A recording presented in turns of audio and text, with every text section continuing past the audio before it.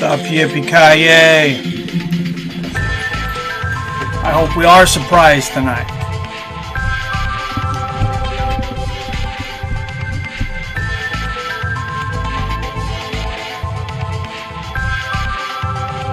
Got, I think, Ricky Hatton's little brother in there fighting right now. I'm assuming, I don't know, there's a 6-rounder going on right now, and then one more fight after that, and then Joshua versus Usyk.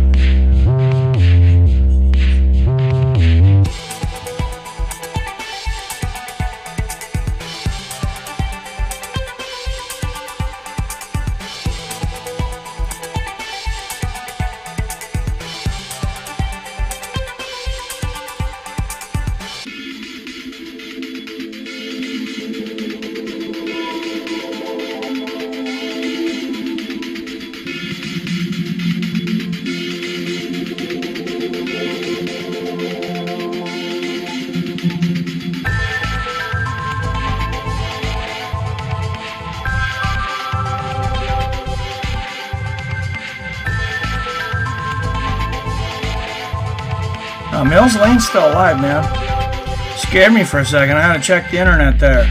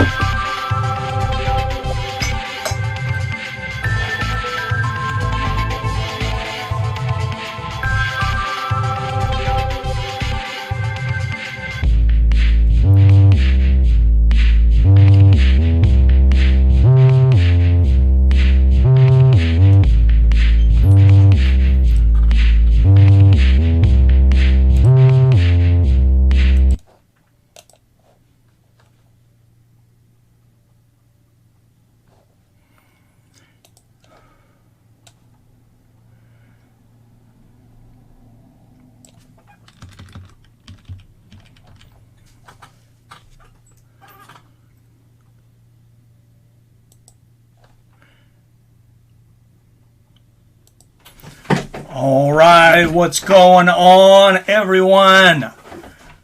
Mike Fights with Friends. Hey, Anthony Joshua, Oleksandr Usyk coming up. Later on tonight, of course, Robbie Lawler versus Nick Diaz 2. Hey, share this stream with your friends. Don't be scared, homie. What's going on? Oh, Yippee-ki-yay was first in here, then Robert Kerrigan. Sorry if I gave you false information on that, Robert. I don't remember that, but you got a pretty good memory, bro. I had to look it up online. I was looking. Apparently, a lot of people thought he was dead when he had a stroke not that long ago. So, but yeah, no, Mills Lane is alive and kicking. Thankfully. Okay, shared. Thank you for sharing the link on Facebook, Billy.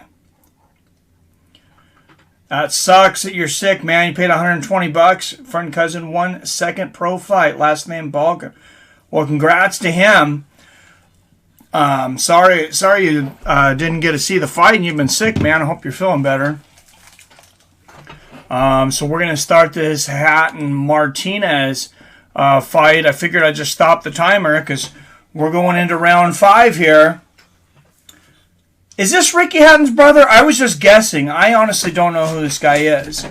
I have not kept up with boxing this year as much as I have in the past. I've been watching a lot more MMA, of course, but good head movement here from Martinez. A little bit of swagger, a little bit of Diaz swagger there. Bouncing around, lines a nice straight right and a left hand. Oh, good combination there from Hatton. That combination reminded us of Ricky. But big right hand there from Martinez and a combination. Big right uppercut from Martinez and a left hook to the body. Martinez putting everything into those punches. Gonna be a hell of a fight now. What's up, PBR Street Gang? Yes, it is, my friend. I'm very excited. Nice left hand and a right hook from Martinez. Oh, look at that right uppercut from Martinez as Hatton digs his left hooks to the body. 2 big left hooks to the body. Now right hook upstairs. Oh, yeah, this is an old school barn burner right here. Nice right hook there from Hatton. Oh, look at that right hand right on the chin from Martinez. He's got beautiful timing. I mean, look at the defensive technique of Martinez, the counter punching, and Hatton, the aggressor. I mean, this is a classic aggressor versus counter puncher. Oh, and another big right hand to the body for Hatton. Good combination for Martinez, though. And a right uppercut again. Left hook for Hatton. Wow. Oh, now Martinez digging in the body. Both landing big left hooks to the body. Hatton might have hurt Martinez with that left hook to the body. And the right upstairs. Oh, he seems to be okay. Hatton landed an uppercut of his own. Left hook for Martinez. Some of the most entertaining fights you'll ever watch. Both guys are very good offensively and have very little defense. That seems to be what we're watching here. Nice left hook there from Martinez and a good right hook. And they are just swinging away. Martinez continues to land that right uppercut every time. They exchange right hooks there. Another uppercut and a big combination from Martinez to the head and the right hook upstairs. I mean, he is really teeing off on Hatton right now. He's landing everything to the body, to the head with uppercuts and hooks. Hatton continues to land that left hook to the body. Now Martinez showboating again.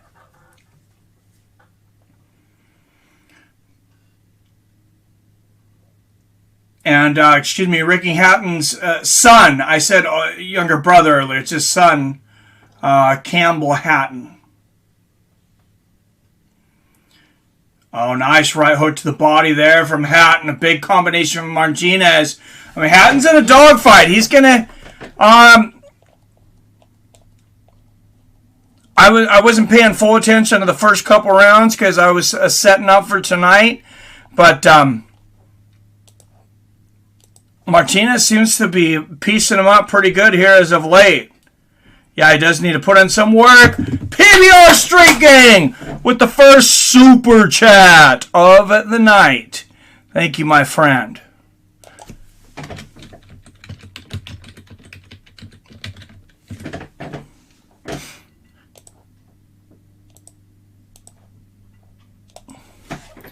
PBR Street Gang.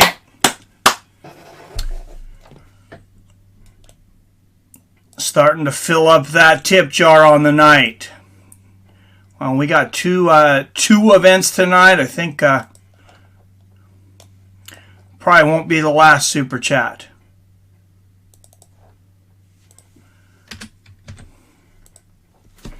But it is the first. Thank you, sir. Haven't been able to hold down food for 5 days, only alcohol. Oh, Jesus. Robert lives on alcohol. Nice right uppercut and a right hook to the body there from Martinez. Good combination from Hatton, but man, Martinez, you said it right. He is a busy mother. Hatton Martinez skirmish and held to open. Dang, yeah, this is crazy. And Robert Kerrigan coming through with the first motherfucking Cash App donation of the night. Thank you, Robert Kerrigan.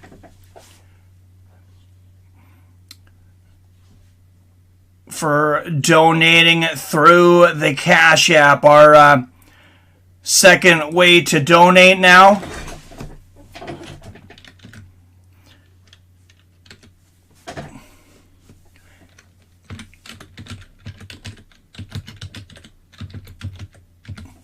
And for now, the way we're doing it, if you have a Cash App donation, your name goes up there below the rounds.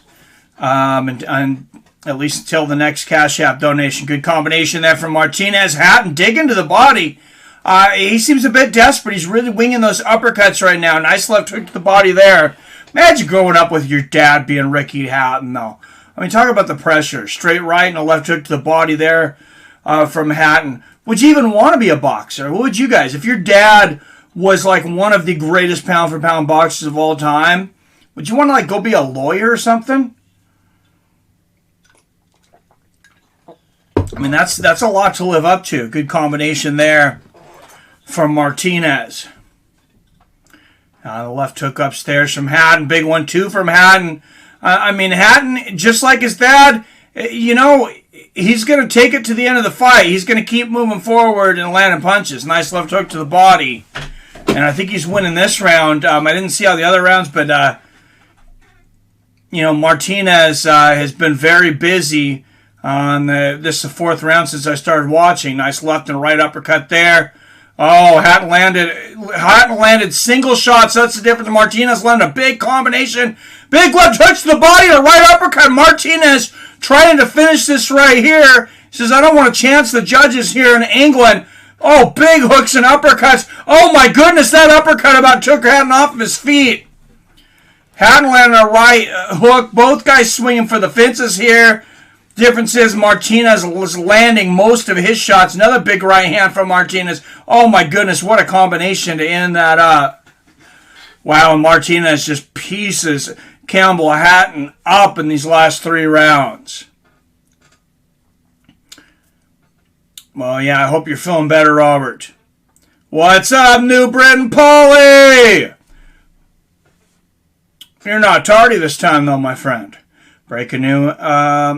Aljamain Sterling just pulled out of the fight. Are you serious?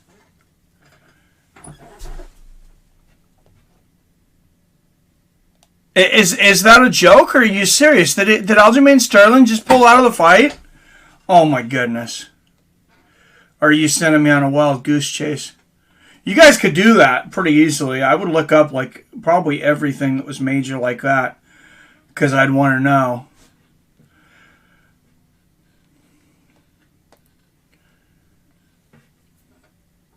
I generally get alerts, though, when it's big news. But Aljamain Sterling out of UFC 267 title fight versus Peter Yan. What the hell? Multiple people with knowledge of the promotion's plans confirmed to MMA Fighting, Bantamweight, Aljamain Sterling is out of his rematch at UFC 267, undisclosed reasons.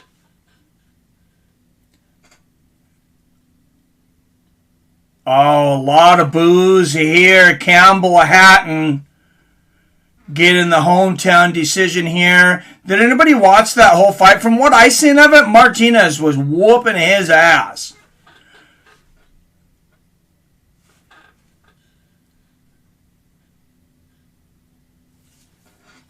I mean, moves to 4-0, and the commentators don't agree with it either. So I'm guessing, God, I'd have to watch the fight over again. But what I seen, Martinez was just destroying him. Yep, I googled it, man. No, I brought it up on my MMA News app. It was just a few down. Al Jaafar news broke just 7 minutes ago. Oh, that's why I hadn't heard yet. I was setting up the stream. Hatton winner by points. All right, up next, WBO World Cruiserweight Championship. Lawrence Okolie versus Dylan Prossovich. And then the former Cruiserweight World Champion, undisputed champion, Oleksandr Usyk. Now he's heavyweight. He's going to challenge for Anthony Joshua's WBA, IBF, WBO, and IBO World Heavyweight Championships. Of course, the only major one he doesn't have is the WBC, which right now belongs to Tyson Fury since he took it away from Deontay Wilder. Wilder Fury 3 is the fight that we are getting. Obviously, instead of Joshua Fury, Fury tried to make that fight happen, but Wilder, in his contract, had the mandatory rematch. He's going to exercise it. That's the fight we're going to see.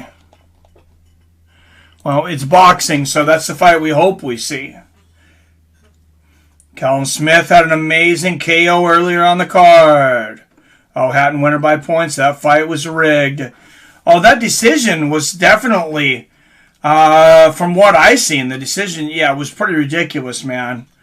Because, Martinez pieced that guy up, everything I seen. Did you watch the whole thing, Robert? Did Hatton even win a round? So I thought he was winning one round from what I was watching for about the first minute. And then Martinez just took over and destroyed him for the last two.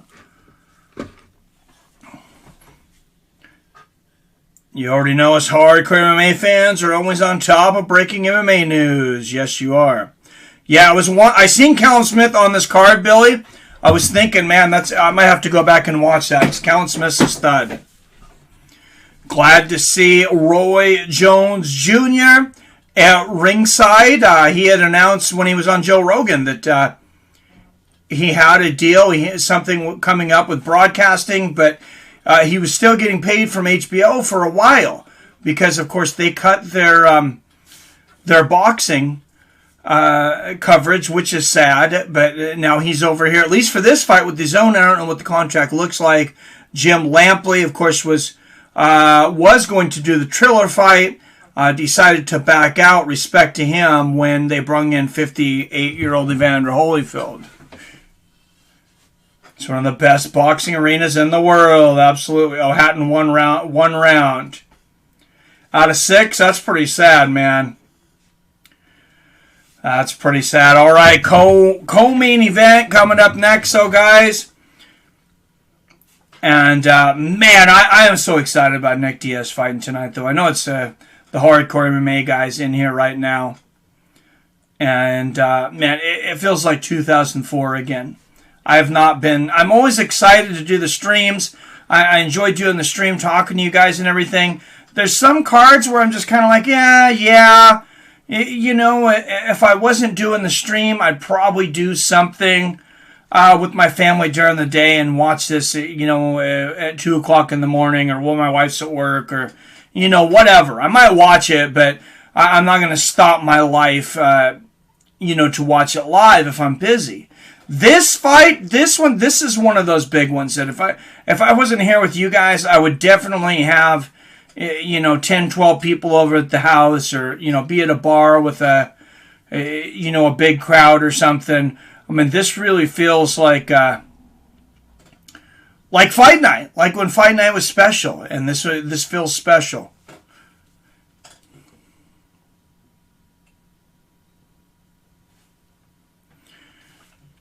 So, does anybody know either of these next two guys coming up? I'm not real familiar with the cruiserweight division right now.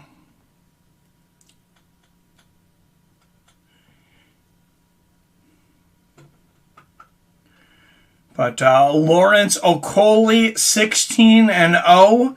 And Dylan Prossovich, 15-0. So these guys,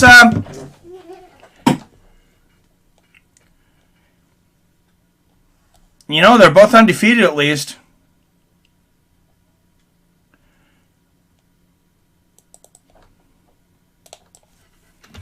Oh, and Campbell Hatton being interviewed saying he's already way ahead of what he showed in there. Well, seemingly what he showed in there was not enough to win that fight, but judges may have given him an English gift right there. A little bit like Michael Bisping may have received a few of those back in the day.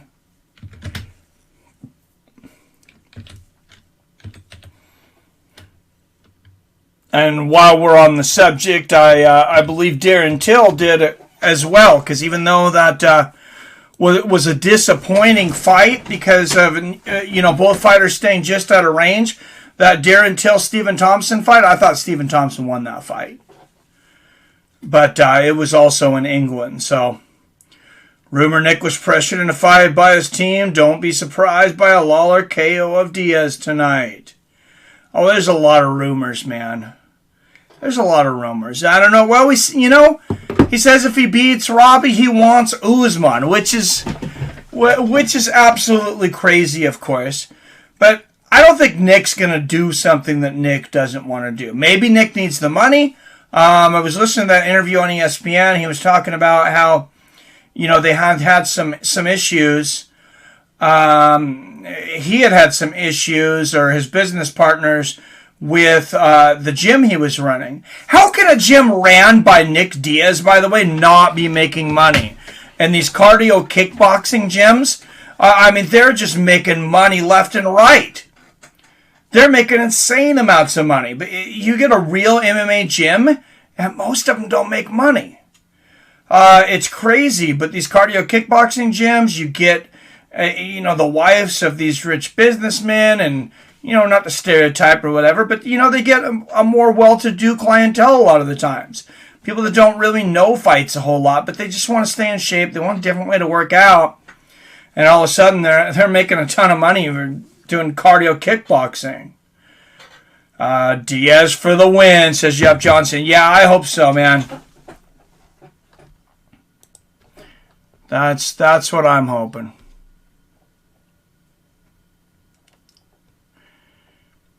Diaz has got that cardio. He's got that ferociousness.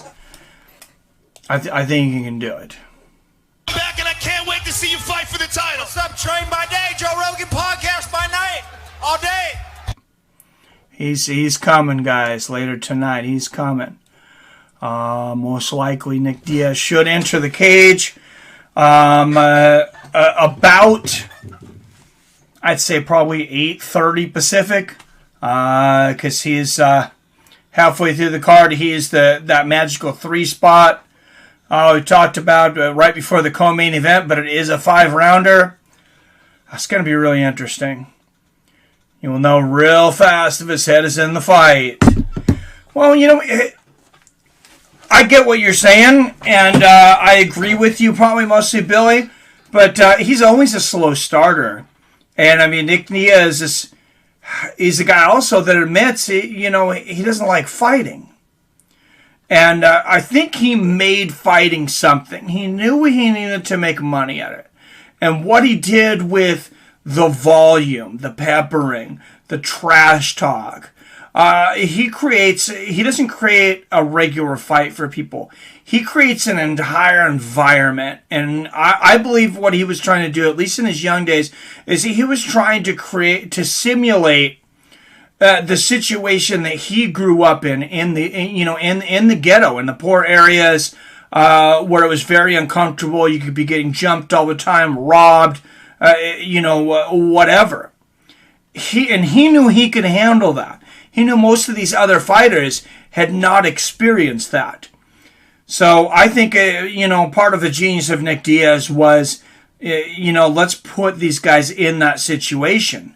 Then the other side of that, the bad part of that, is he's constantly having to put himself in a situation that he's, happy as hell that he got out of. I think Nick might have a few fights left on his contract, came back to finish it so he can make millions boxing, maybe Jake Paul. I wonder how many fights he has left on his contract. You notice how that's almost never talked about either. You don't hear the UFC, of course, say it. You don't hear generally the fighters say it. Except for, I believe, John Jones, they did say how many fights he had left. And I want to say it was 2 or 3. But a lot of times you have no idea how many of these guys have left on their contract. And if they don't want people to know it, that's their business. I get it, but I'm also a curious person. But no, I was just talking with my good friend Ian Brewster, who I've said before, I've had him on the show, but, many connections in the MMA community. Former CFO of W1 MMA, which was and still is the biggest MMA organization in the history of Canada. It's defunct now, but there has not been one bigger since. I was talking to him. I said, if Bellator wants to come close, maybe it was Wyatt I was talking to this about too. Anyways, I said, if Bellator wants to come close and really get a jump on the UFC, what I would do if I was Scott Coker, and he may do this. You notice how Coker's been allowing fighters to fight over in Ryzen. He even had the co-promotion with Ryzen. And then, they just signed Kyoji Horiguchi. They're gonna allow him to defend his belt over there in Ryzen. Why not tell guys, hey, if you sign with Bellator, we're going to sign you one. If you want a shorter contract, we'll sign you to a shorter contract. If you want a longer contract, depending on how old you are and where you are, we can talk about that too. But let's give you freedom. Let's give you freedom and say, hey, if you're fighting for Bellator, we'll make sure and work around it to where you can have, so many boxing fights, 1 a year if you want. As long as you're taking care of your contract in Bellator, to the best of what we're scheduling you, we'll also allow you to go and get those money fights in boxing. And then he can go over and he can talk to the boxers and say, hey, you guys want to come over here, over to Bellator, and fight our MMA guys? Come over for one fight. We'll give you a 1-fight contract at a time. And we'll just work it from that. But that, I think, would draw a tremendous amount of interest. I don't think you're going to get the guys maybe like Tyson Fury, Anthony Joshua, Canelo Alvarez, Deontay Wilder, those guys. You're probably not going to get those guys. They've already are getting the huge money fights. But, I think you're going to get some. You might get Caleb Plant after Canelo Alvarez plants him on his face. That's why Miesha Tate came back to finish that contract so she can go get a big fight boxing or something. Well, she had talked about, she was over there as ONE FC as their vice president, one of their vice presidents, her and Rich Franklin, and she decided she wanted to come back, and she talked to Dana about it because I think she was talking about fighting for ONE FC. If I'm not familiar, I have not talked to Miesha, but I am acquaintances with her sister Michelle, and no mutual friends, and I think that she was maybe kind of leaning towards fighting for ONE, but just wanted to fight somewhere. And Dana said, come home. Was, to his credit, was very professional, very welcoming. Says, we're going to embrace you with open arms. We would love to have you back. She's like, all right, this is, this is great. I can come back to the States. And we're happy to have her back too, I think. Sorry, friends. Cousin who won second pro boxing match name is Nate Balakin. Oh, it spelled it wrong earlier. Oh, nice. Well, 2-0 though now. Yeah, tell him congratulations. Really hope the Rebel Johnson leukemia rumors are false. I hadn't heard leukemia. Is there like an MMA rumor site? Because I have like SureDog, and I'll go to MMA Junkie and BJPen.com and ESPN MMA. Is there like a National Enquirer of MMA that I'm missing out on some of these things? Like I'm serious, or maybe like the Sun or something like that? Because I don't hear a lot of these rumors. Tate still had 6 fights left in her deal. 6 fights? Are you kidding me? Wow. That's a lot of fights. Wow. I can't believe that anybody would ever find a 6-fight contract. Oh, yeah, I've seen some things on Twitter, Billy. Yeah, I see different things on Twitter. One you have to watch out for that I got caught on this one. God, I can't remember what they're called, but it's called like MMA F News, and I didn't catch the news. And what it is, and I'm not saying that's what you've seen. It's probably not. But I got caught on this. It's called MMA F News, and what it is it's MMA fake news. But they don't market it like that unless you really scroll down or go on the website and or click on their profile. So you just see the MMA news stories pop up, and it's just like, what's that? The Onion? Is that the spoof site? It's like that though. It's all fake stories. And yeah, I got MMA F Press, I believe is what it is. And the F's kind of hard to see. I got fooled quite a while back on the Khabib George St. Pierre fight. They had called that was happening 100%, that it was signed, and I reported it. I know better now. Check my facts a little better. It looked like a legitimate site. I thought it was a different site, but yeah, they put some crap out there. Well, it's not that bad if you can fight 3 times a year. If you can fight 3 times a year, but I mean, during what's going on right now, I mean, who's fighting 3 times a year? And there's so many killers out there. It's like, if you're in the 6 figures, which Misha is, you're not getting easy fights. You're not getting easy fights at all. And I mean, I've not been a fan of Sean O'Malley for a while, for a couple different reasons. I thought he was just getting disrespectful, a couple different things, but I really like one of the things he mentioned. It's like, hey, I'm on a shit contract. He's on that Contender Series contract, which he's still got several fights left on it, and it's very poor. He's not making hardly any money, but the money he is making, he's making on his own. I mean, he's making on his own because he's a fighter, but he's making it streaming online, and he's making it, on Twitch and on his podcast and different things, and he's popular because he can almost say that he's undefeated. He lost the one fight. I thought he really lost the Moraes fight. I thought that was unfortunate the way he dealt with that, but he could still kind of say he's undefeated, or at least that he's only lost once. If he takes some of these tougher fights, that's much less likely. I think he's overrated personally, but I do think that it's smart that he says, "Hey, I'm not going to fight, the guys that you want me to fight.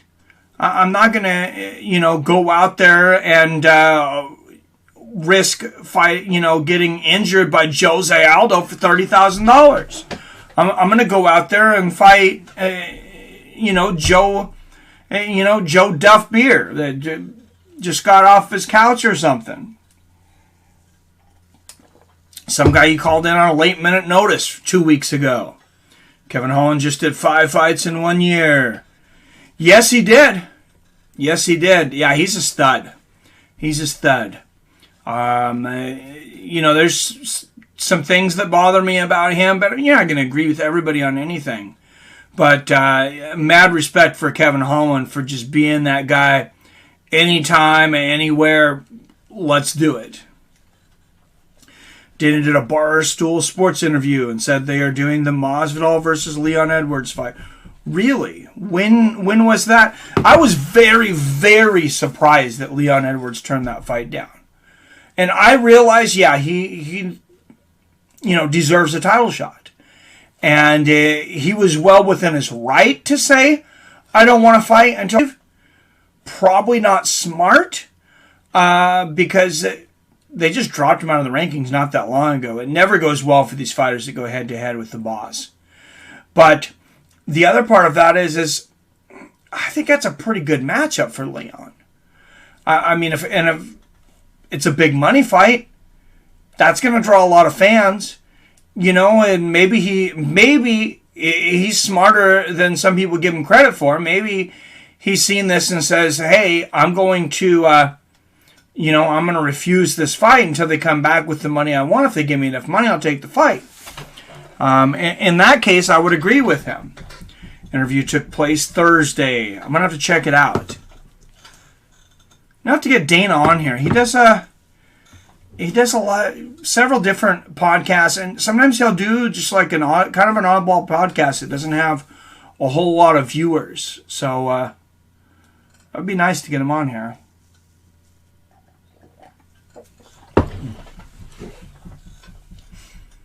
Don't know if it's ever going to happen, but be nice to get him on here. Who knows anything about this Oleksandr and Prossovich guy coming up here? 15-0 to 16-0. Hopefully it's a good fight. They're cruiserweights. Speaking of cruiserweights, of course, Oleksandr Usyk, a former cruiserweight champion, will try to become just the third cruiserweight champion to come up and win that title, win the heavyweight title. I thought James Toney did it as well, but they didn't show him on there. Evander Holyfield and, of course, David Hayes came out and won it. I thought James Toney won the Cruiserweight Championships against Vasily Jirov, and then I know he did. I'm pretty sure he did. And then maybe, he fought John Ruiz when John Ruiz had a belt. Fought the same guy Roy did to get his belt, which is funny.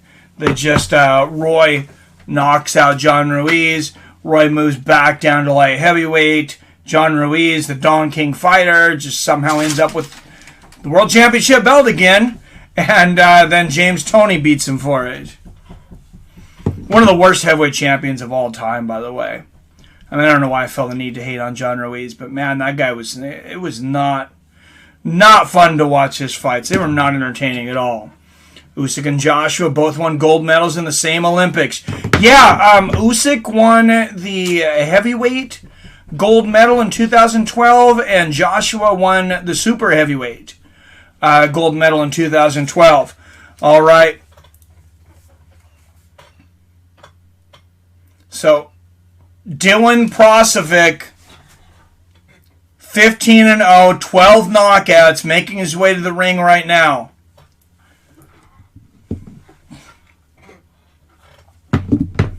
And they're saying his resume is a bit suspicious, a bit spotty, but he is 15-0 with 12 knockouts. That's one of the things in boxing. It's like I go back and forth. There's some things from boxing that are better, for the fighters at least, than they are in MMA. One of them is all the weight classes. You don't have as many ridiculous weight cuts. You don't have these long contracts like we were talking about, fighters being on 6-fight contracts. How many fights had Misha Tate already fought of that contract? Was it a 6-fight contract she signed and then decided to retire? Did she sign an 8-fight contract and fight 2 of them? I mean, that's a lot left.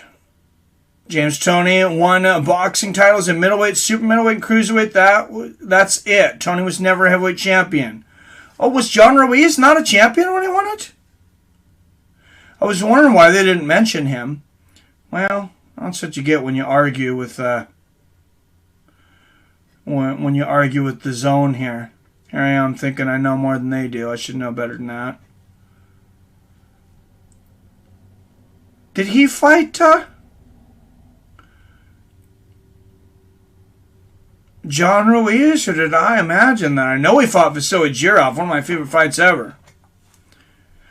All right, here he comes, the cruiserweight champion, Lawrence Okolie. And man, that guy had a lot of fights, James Toney. At least 90 fights. Yeah, of course, he was a win one, lose one in the last, 10 fights of his career. So 92 bouts, actually. Yeah, he beat, lost the split decision to Samuel Peters. I thought he beat him the first time. Yeah, he did. He did knock out Evander Holyfield, but, oh yeah, he knocked out Evander Holyfield. Oh! No decision. What happened there? Okay.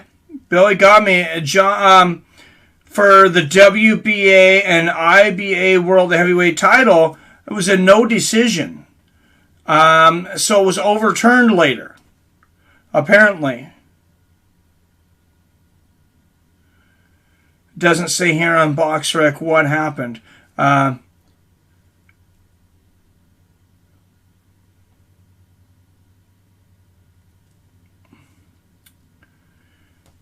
I got to see what happened here now. James Toney, 233 pounds, fought without result against John Ruiz, 247 pounds by no decision in round 12. Toney outlanded him 138-63.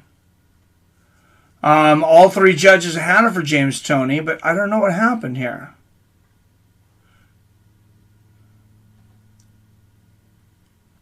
Fight was originally a unanimous decision for James Toney. Ruiz announced a short-lived retirement at the bout, which didn't last 10 days. Following this bout, James Toney tested positive for a banned substance, and the decision was changed to a no decision by the New York State Athletic Commission on Wednesday, May 11th. May 17, 2005, Ruiz regains recognition as WBA heavyweight champion. Huh. Well, here we go. Ruled the no contest. Otherwise, Toney would have a heavyweight title. Yeah, I didn't realize that decision was ever taken from him. I thought I was going crazy, though. I thought I imagined like a whole fight. Misha beat Holly. She signed an 8-fight deal. Fought Amanda and Raquel, then retired. Thank you, Newbert and Pauly. Yep, Toney failed the post-fight drug test. Being that it was undisclosed and being that it was the New York State Athletic Commission, and listening to James Toney talk, I'm guessing it definitely may have been marijuana. Because that guy definitely never looked like he did steroids. All right, guys, here we go. Eddie Hearn Promotions presents Cruiserweight Championship. Lawrence Okolie versus Dylan Prossovich.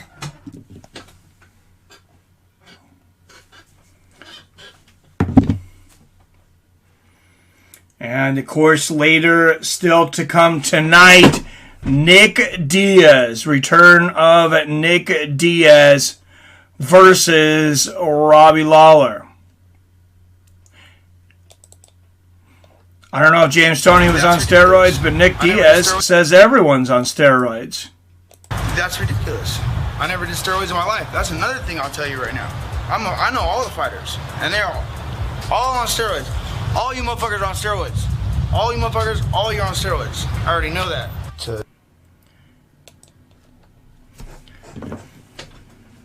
Failed anabolic steroid Stanislas. Oh, well, I stand corrected. That's ridiculous. I never did steroids in my life. That's another thing I'll tell you right now. I know all the fighters, and they're all on steroids. All you motherfuckers are on steroids. All you motherfuckers, all you're on steroids. I already know that. Well, there you go. Nick Diaz was correct. All right, out of the blue corner, with a record of 15 wins, 0 losses, and 12 knockouts, representing Kotar Montenegro, the challenger, Dylan Prossovich.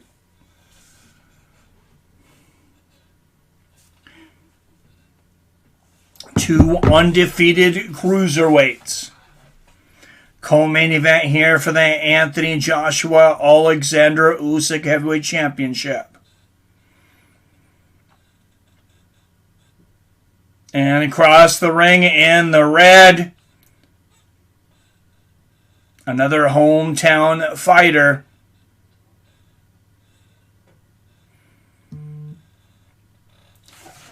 '16 Olympian representing Mackney, England, 16-0 with 13 knockouts, Lawrence Okolie. And this fight brought to you by the motherfucking Cash App. Robert Kerrigan with another Cash App donation. Thank you, my friend Robert Kerrigan, adding another $2 to the pot.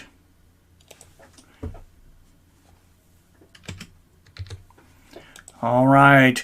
Undefeated WBO heavyweight champion, Lawrence Okolie. Ready to get it on.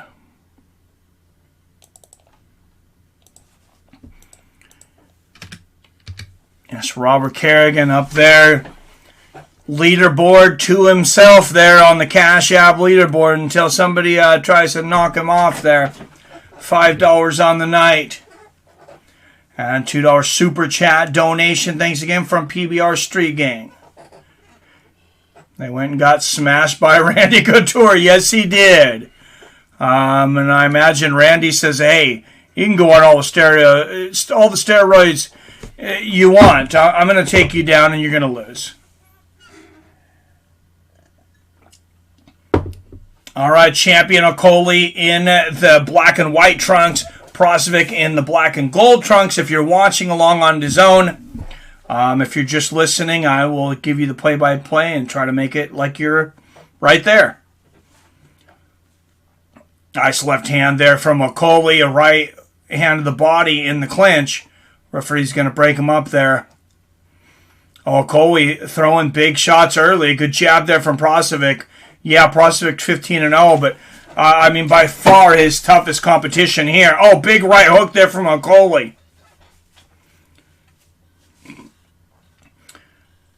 Nice left hook there from Okolie. Prossovich really stands up straight. I mean, some fighters just stand up straight, chin in the air, like hit me, and that just looks like Prossovich to me right now. His chin looks like a magnet for Okolie's gloves. Good left hand there from Okolie. Looking to set up that overhand right. I have a feeling he's going to end up knocking Prossovich out tonight, giving him his first loss. Nice left hook to the body there from Prossovich. But you don't know. He's undefeated. Prossovich, he's 15-0 with 12 knockouts. I mean, not just because all of his opponents weren't great. Nice right uppercut for Okolie. You don't know. There's undefeated guys out there that maybe they didn't fight real good guys. And then when they do, they beat those guys too. They end up being really good. Nice left hook from Okolie. Right now, Prossovich is an unknown at best, though, and he landed a nice left hook upstairs there. Okolie throwing a big right hand there over the top.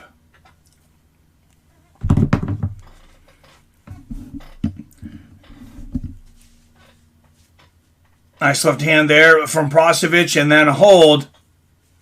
Okolie says he wants to unify the cruiserweight belts and then go up to heavyweight himself. Of course, Roy Jones Jr. there at ringside was also a heavyweight champion, but he never won the cruiserweight championship because He started at middleweight, went up to super middleweight, won the light heavyweight straps, then skipped cruiserweight, won the heavyweight, came back down to light heavyweight. He did have a few cruiserweight fights later in his career, but it was later in his career. He wasn't one of the top fighters in the world at the time, but still entertaining to watch. Nice left hand there from Prossovich. Unlike his performance against Mike Tyson, where he was not entertaining. All right, round 1 is over. Actually, Roy Jones Jr., one of my favorite fighters of all time, but if I'm going to be honest, I got to say, he ran for his life against Mike. He looked very scared, and if you watch some of the scary knockouts he took, not just the Antonio Tarver one, the one right after against Glenn Coffey Johnson, where his head bounces off the canvas. You could see why he would, have a hesitant style fighting Mike Tyson, even in his 50s. And there is Usyk getting his hands wrapped in the back. A lot of people picking Oleksandr Usyk for the upset tonight. Joshua is almost a 3-1 favorite. As confident as a lot of you guys have seemed this week, I was kind of wishing I'd put in some money on Usyk. But we'll see what happens. That would probably jinx him. Good left hands there from McCauley. Oh, nice left hook there from Prossovich. And a right hand. McCauley mostly shook that off, though. Watch how McCauley turns his head and his body, though, to let punches slide off of him. Not completely unlike James Toney, like we talked about earlier. Definitely a different style than Toney. He stands a lot more upright. And uses that jab more, much wider stance. But he does have that defensive thing where he just kind of slides punches off of him.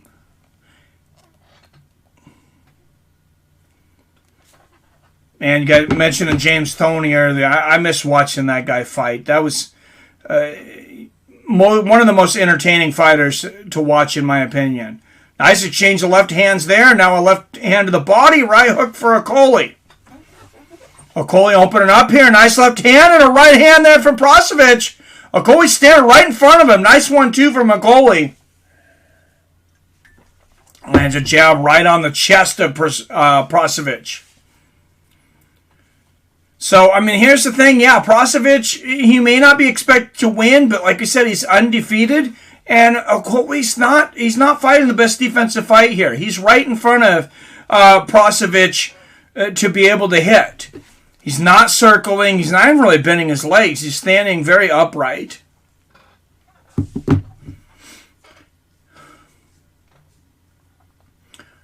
I wonder, good jab and right hook there from Okolie.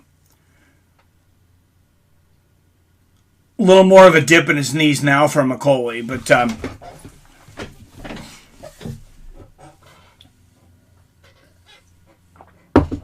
I wonder if Okolie's fought some karate or kickboxing, MMA. I wonder if he had interest in that in the past, because his stance is a little unconventional for a boxer. It's a little wide for a boxer.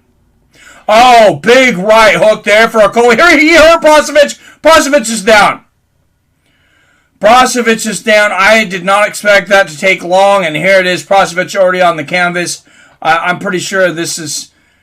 Well, there's 30 seconds left, but I think Okolie, if he gets any time here at all, is probably going to be able to finish Prossovich. Oh, left hand there almost drops Prossovich. Prossovich is ready to get out of here right now. You can tell. He doesn't want to be there. Oh, huge right hand on the ear from Okolie. Right uppercut from Okolie. And then there's going to be a clinch. And... yeah, Prossovich will survive the second round just because there wasn't much time left at the end of the second. If he'd had another minute in this round, I have no doubt Okolie could have gotten him out of there.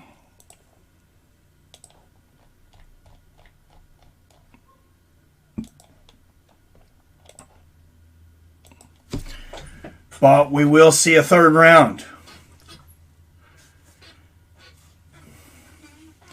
Who still had the zone? Who still had the zone? And who had to get it again? I see they're $20 a month now. If you just pay by the month, otherwise you get $100. You get a year for $100.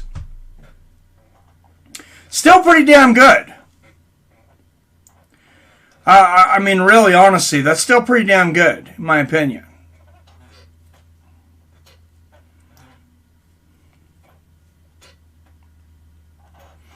When you're talking about $50-$60, you know, for a heavyweight pay-per-view bout. And Robert, you know, as we watched all these pay-per-views in the 90s, a lot of times a champion, he may not be fighting the best fighter in the world, and they still try to charge you $50-$60. Nice left hand and then a right hook to the body from Prossovich.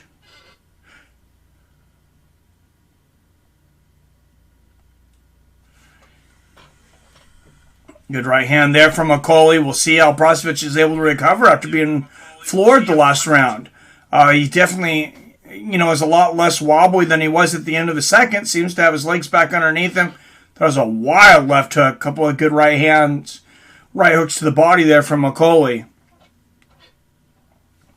All right, 10 up early in the chat. Make sure, don't forget to hit that like button. If you like fighting, if you like to support independent creators, I encourage you to subscribe. And for this one, you're going to have to subscribe in the chat. Really does help us clean up the chat. It's been much smoother sailing since YouTube enabled that ability. And, yeah, Prossovich, he's not a bad fighter. Good jab there from Okolie. He definitely, you know, has his moments.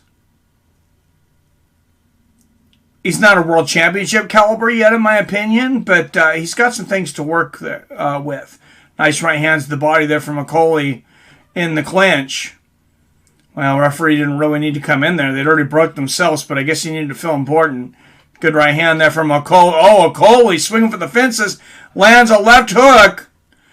And Prossovich is down again. Yeah, he might not get up. And he's not going to get up. Well, I'd like to see the replay on that one, or maybe I don't want to. I don't know. But it didn't look like the most compact shot from Okolie. It looked like Prossovich was kind of moving away from it. And I think maybe Prossovich just didn't want to be in here anymore. Felt a couple of Okolie's shots tonight and said, yeah, I'll take my money and go home.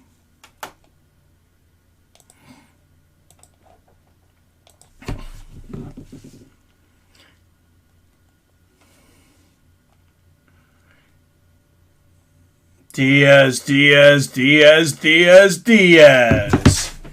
Yes, Nate Diaz. Coming up tonight. It's Nick Diaz Army.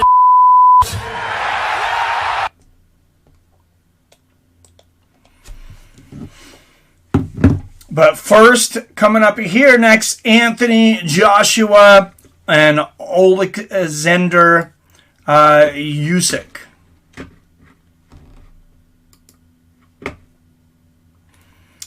For the WBA, IBF, WBO, and IBO heavyweight straps. Only world championship belt that Joshua doesn't own is that WBC one that's around the waist of Tyson Fury.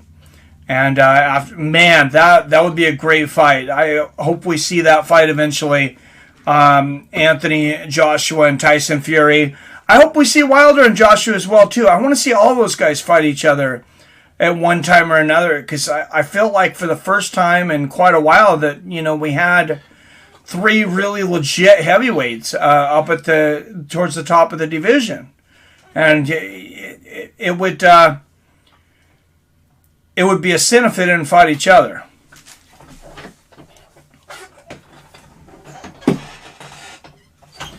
And Anthony Joshua, I mean, he didn't seem like he was interested in fighting any of those guys, especially Wilder for a while. But then,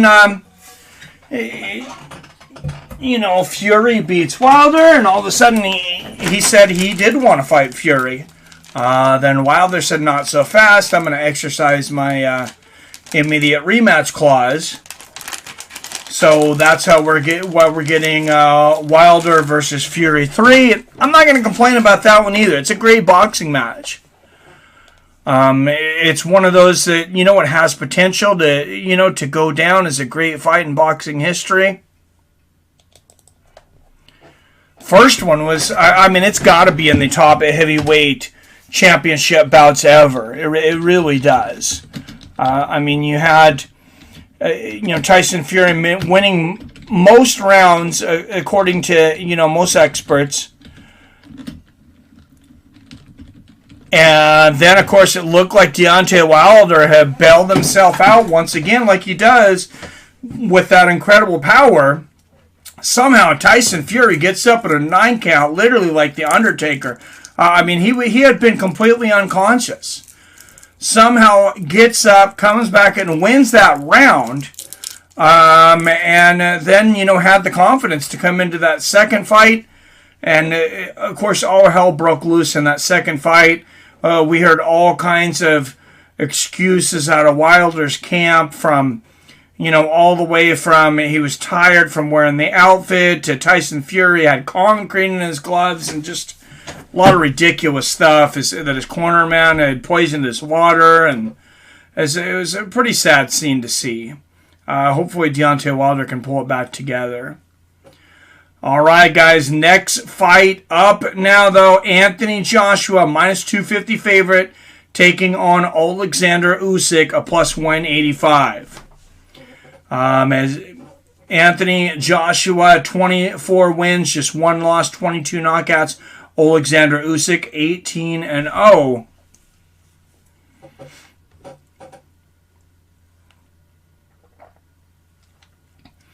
Now, Usyk comes into this the heaviest he ever has. That being said, he's still going to be outweighed by about 30 pounds from Anthony Joshua. Usyk, the former cruiserweight. And Usyk has mad skills, though. He has mad skills. He has great footwork. He has great technical boxing. A lot of people think that Joshua won't get him out of there. I, however, actually do think Joshua will get him out of there. I think he knocks him out because I think being such a smaller guy with Usyk, I think Joshua's going to feel more comfortable opening up tonight. He's going to throw bigger shots. And at that point, I think that, I think he's going to have a real good shot at a knockout. And heavyweight Dillian White taking over for Roy Jones Jr. in the broadcast booth here.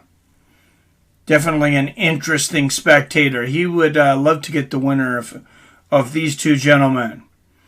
Oh my goodness, I had the craziest Bloody Mary last night. It was crazy. It had breakfast, lunch, and dinner stacked on top of it. Nice. That sounds delicious.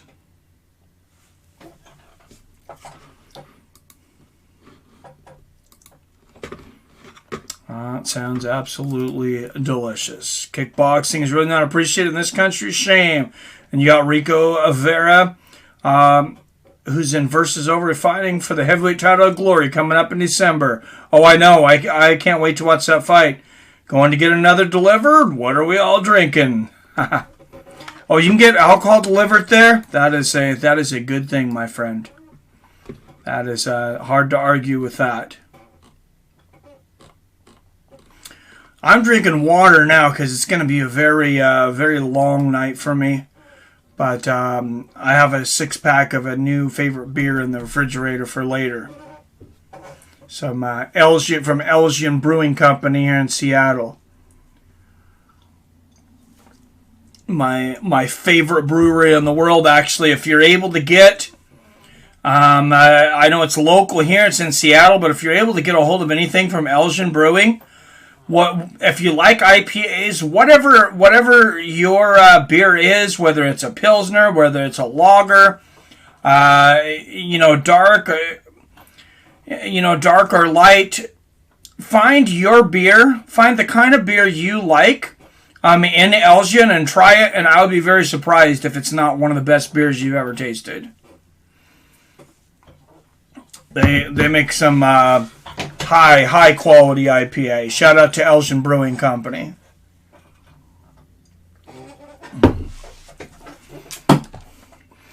And while we're waiting for this fight, a big shout out to the Mother Cash App. Another way to donate now on here, type in ID Seattle Mike to donate directly, but I'm asking you guys for stuff, and I got to give back some. We got to give back some. Guys, use my code over here on the Cash App, and you're going to get a donation. You get a donation back. My little gift to you.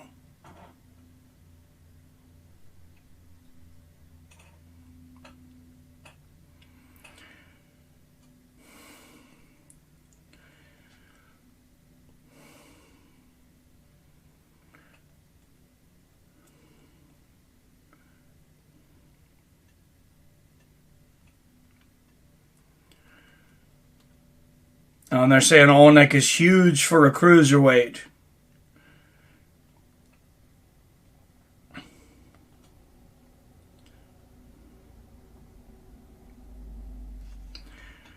All right, here you go. Here is the code. Guys, try the Cash App using my code, and you'll get $5 free, and it's the easiest damn way on the planet to send money to anybody. It's super easy. Robert just sent me $5. He just texted it to me. You basically texted it to me. And the fees are very, very little. The security is superb. And I just can't say enough things about the Cash App. They are now they'll give you $5 every time you sign up. If you sign up with the Cash App, not only will they give you $5, they have asked me to pick a charity. I have picked the Wounded Warriors Project. So every person that signs up right now, if you sign up with my code on the Cash App, you'll get $5, and $5 will go towards supporting the Wounded Warrior Project. Thank you, Cash App. I feel that's a very deserving charity.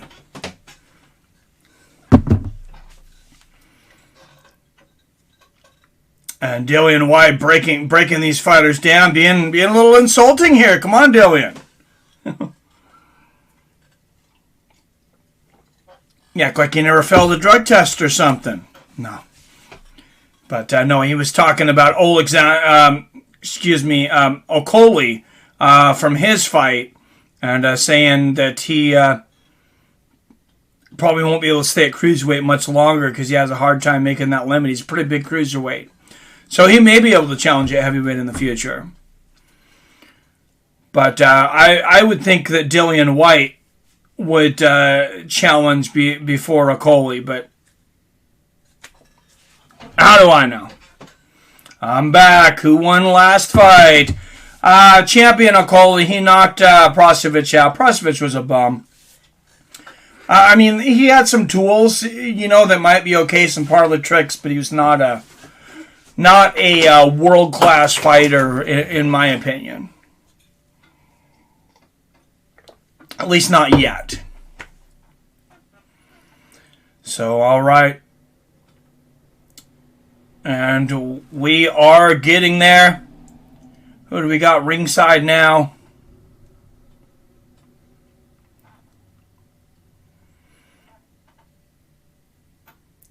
There he is, Lawrence Okoli, winner by knockout, 17-0, 14 knockouts. And he does look like a big cruiserweight. I agree with Dillian White on that. He's got a big frame.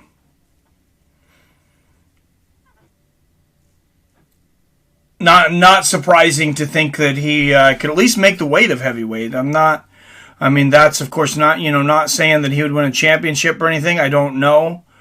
But definitely looks big enough. But when you go to heavyweight, you can get beat up. or you can get slapped up, like getting slapped from a Diaz brother. Think I give a shit about any of this? Don't with me, get in my face, get slapped. Think I give a shit about any of this? Don't with me, get in my face, get slapped. That's right. Tonight, the return of Nick Diaz taking on Robbie Lawler 209 months after their first fight at UFC 2004.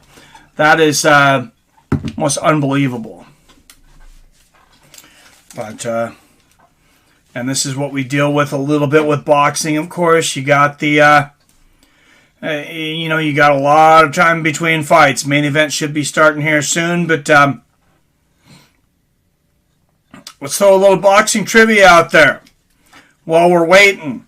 Everybody refresh your browsers in 5, 4,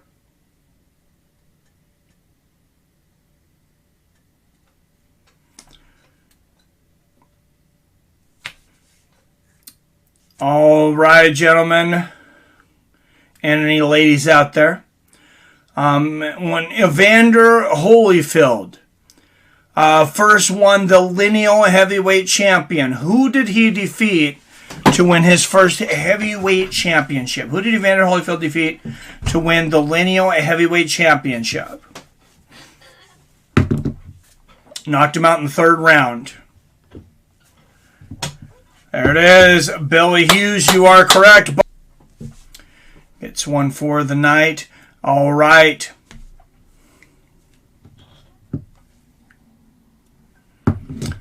Roy Jones Jr. Was known for his flashy antics, in and out of the ring, mostly in the ring. He did a feint against someone. He was against an undefeated champion. Was champion versus champion, super middleweights. And he was fighting this guy, a huge fight, 27-0 coming into it. And this guy did a bit of a feint back to him. He did a feint. The guy did a feint back to him. And Jones was so quick, he jumps in with the left hook and floors him. I said he learned the move from chasing chickens, from watching chickens move. Who did Roy Jones Jr. floor with a chicken move in a big heavyweight fight? It was not John Ruiz. Never knocked John Ruiz down. Landed a big right hand, but he never knocked Ruiz down. We did talk about this guy earlier, though.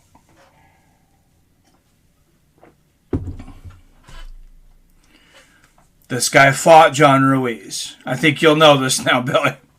We talked about him fighting John Ruiz.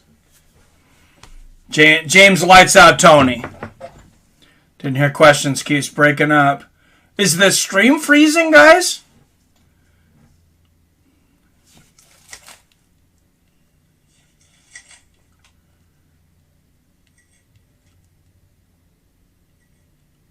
Is the stream freezing or is the volume not good?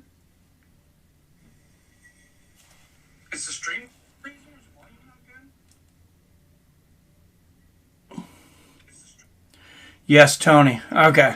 Sorry, I put my phone up, but I was testing it to make sure we were still on. All right. Okay. Bernard, we'll throw another one out there. Bernard Hopkins was a 4-1 underdog against this champion. Bet $100,000 on himself. Took that $100,000. Or got $100,000 for putting a Caesar's Palace, I believe it was Caesar's Palace, paint on his back as advertisement for the fight. Betting on himself at 4-1 odds, ended up turning into $400K. Might be my end, don't know. I don't know. Stream health seems to be fine on this side, but yeah, you never know. It says excellent connection, so could be. I know you usually have some super internet, but all right. Trivia question again. When Bernard Hopkins fought this gentleman, he bet $100,000 on himself. He was a 4-1 underdog coming into this fight. Pretty much, it wasn't Roy Jones Jr. Hopkins was an unknown at the time. It was against Felix Trinidad. So Felix Trinidad was the fighter. All right, let's throw another one out there. While Evander Holyfield was winning the lineal heavyweight champion from Buster Douglas, Iron Mike Tyson was locked away in prison for several years. When he came out of prison, who was the first fighter that he fought? Yep, Trinidad Billy. Who was the first fighter that Mike Tyson fought when he came out of prison? This guy was he is undefeated, but later it was kind of thought of as a joke, and there was some rumors that he threw it in the first round because he owed some money to the mob. I mean, this guy would have gotten knocked out either way. I don't think he really needed to throw the fight, but he was undefeated coming into it.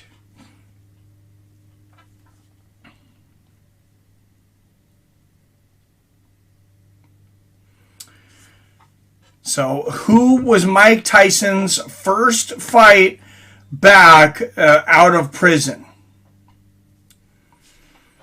So, I actually am friends with this gentleman. I talked to him last month. We might get him on the show for something. Oh, there it is. Billy got it. McNeely, yes, Peter McNeely.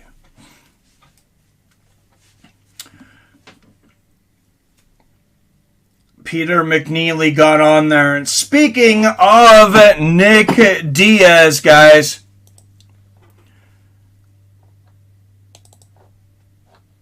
Back, and I can't wait to see you fight for the title. What's up, Train by day, Joe Rogan podcast by night, all day. Nick Diaz was recently on this boxer's podcast. A Boxer with a Podcast. What podcast was Nick Diaz on? The episode, I don't believe, is actually dropped, but Nick posted on his Twitter that he had done this podcast. It is a video podcast, so I cannot wait to watch it. What podcast ran by this former professional boxer was Nick Diaz on last week? It's a very popular podcast.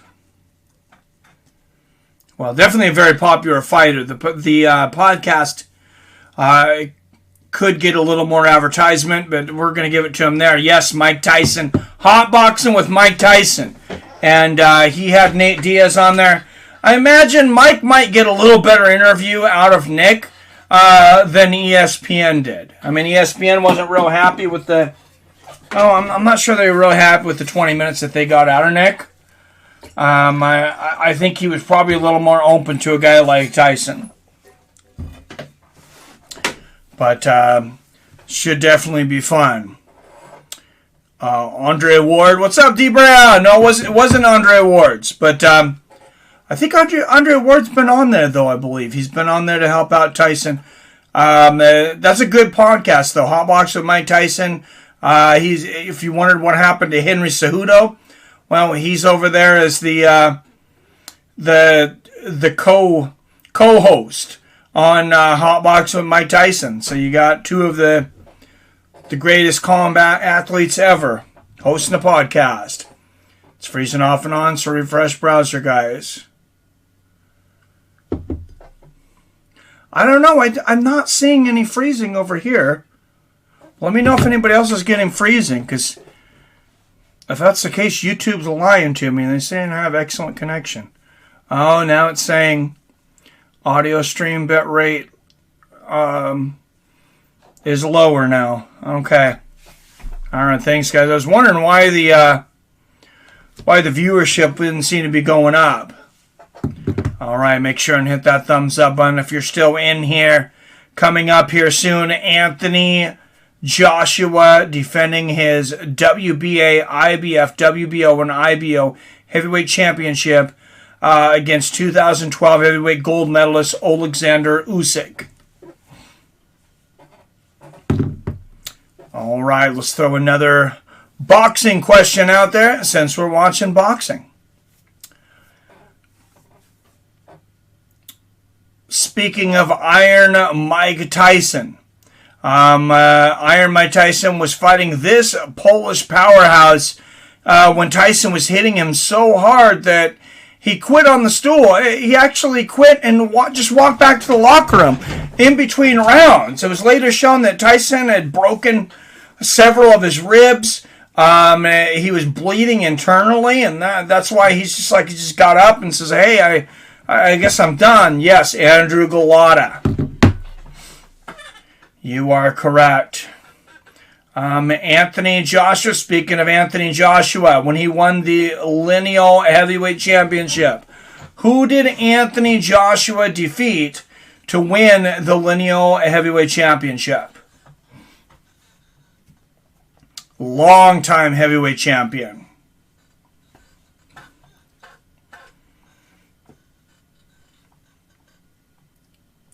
And they're speaking to Usyk's agent here. His agent said this will be easy work for Usyk tonight. You're right. It was Klitschko. Alex Krasniuk is Oleksandr Usyk's manager. He says that Usyk will make easy work of Joshua tonight. I mean, that's kind of the job of a manager. But like I said, there's a lot of people picking Usyk for this fight. Vladimir Klitschko, who was Lewis. Was not Lennox Lewis, Steve Brown.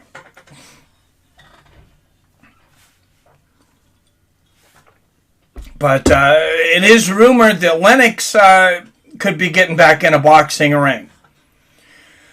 I would have been much more interested in seeing these guys, though, Lennox, Holyfield, even Tyson, come back 10 years ago when they were in their early to mid 40s, but not their 50s.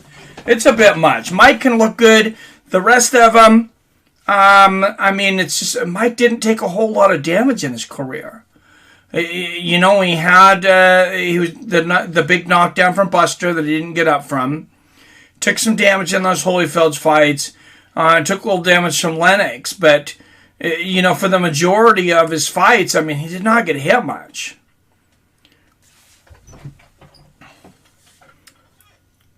Hello, Balachandran says AJ's weaknesses, and this is a defensive tendency which he hasn't completely ignored. Ironed out. Stiff arming is likely to be more difficult to execute against Usyk because of the angles with Usyk sets his attacks from. All right, thank you. Thank you, Balachandran. We'll be looking out for that. I'm gonna pin that comment actually because I want to remember that when we get to the fights. I said I am picking Anthony Joshua by knockout. I just feel like that Joshua's going to be able to open up more against Usyk, and if you have a guy trying to outbox him technically, I think that's going to open up Joshua's offense on power. I think he's going to feel more free to take more chances, and the guy's got 22 knockouts and 24 wins. I think he can take Usyk out tonight. But I do expect it to be a very competitive fight.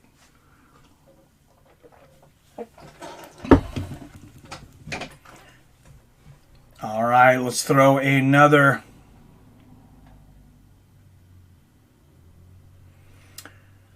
We'll throw another boxing trivia match out here. So, Canelo Alvarez recently got in a dust-up with a future opponent. This should be a speed test at a press conference. Got in a dust-up.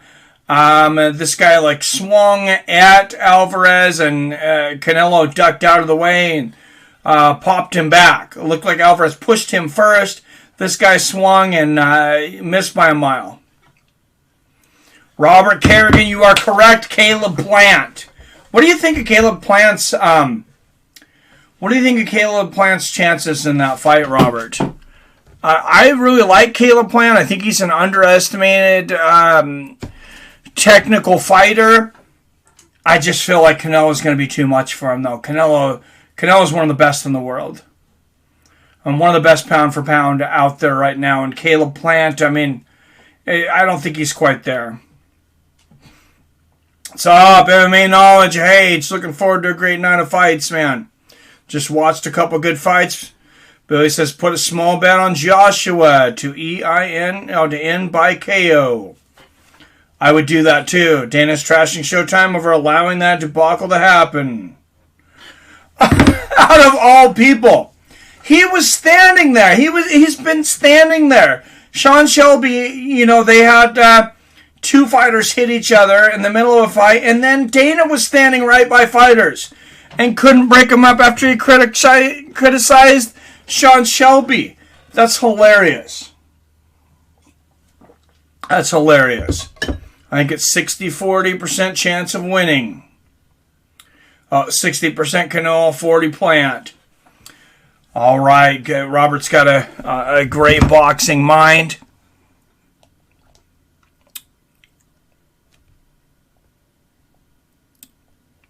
And so I always appreciate your opinion, especially on boxing, Robert. You're a little more up with it than I am.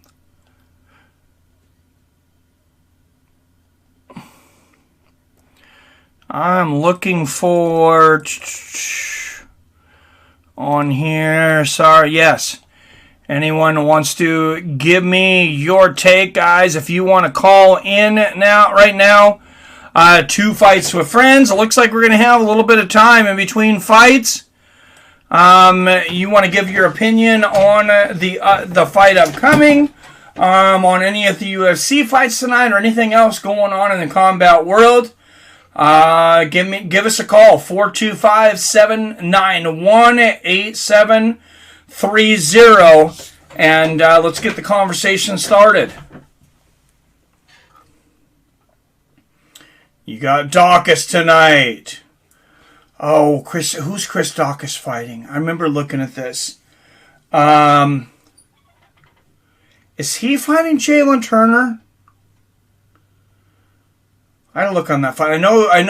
My friend Jalen Turner, friend of the show, Jalen Turner's fighting tonight.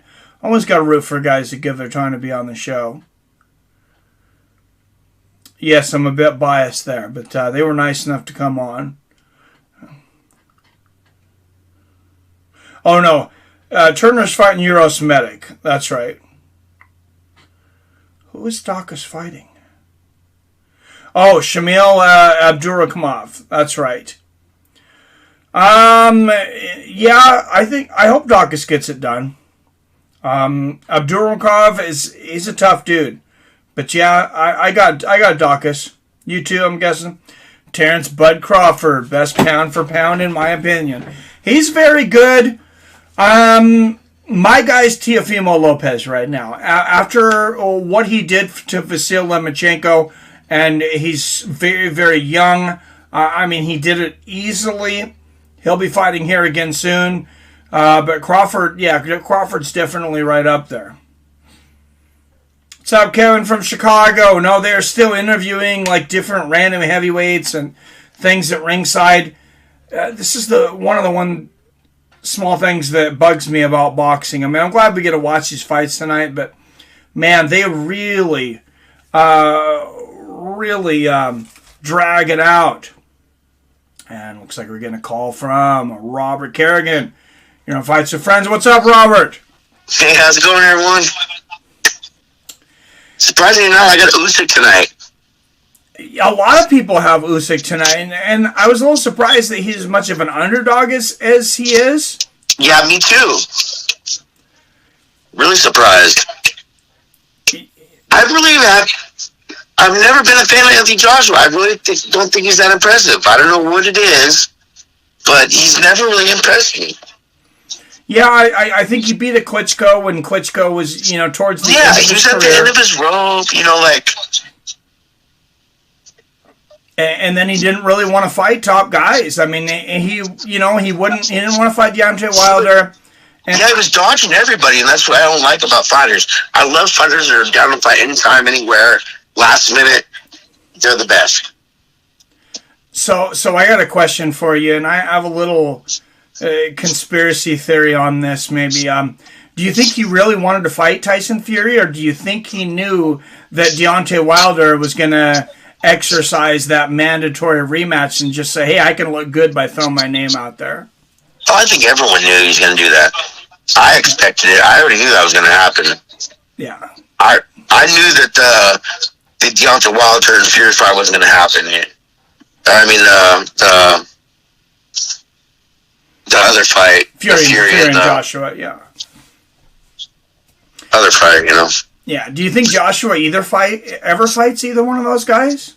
No, I don't think promotions get together. I think the promotions hold up too much, and when it comes to boxing, they got too much ego, too much arrogance, and they don't work with each other that well.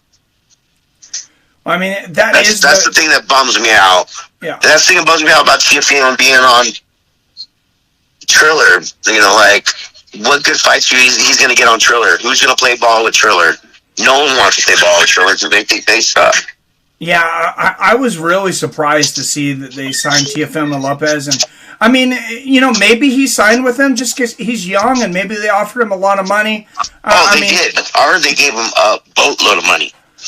Well, I mean, he's 23 years old. I can't say if I'm 23 years old, I'm sure I would have taken it too. I think they offered him like $20 million, I heard. It's a lot of money. That's a lot of money.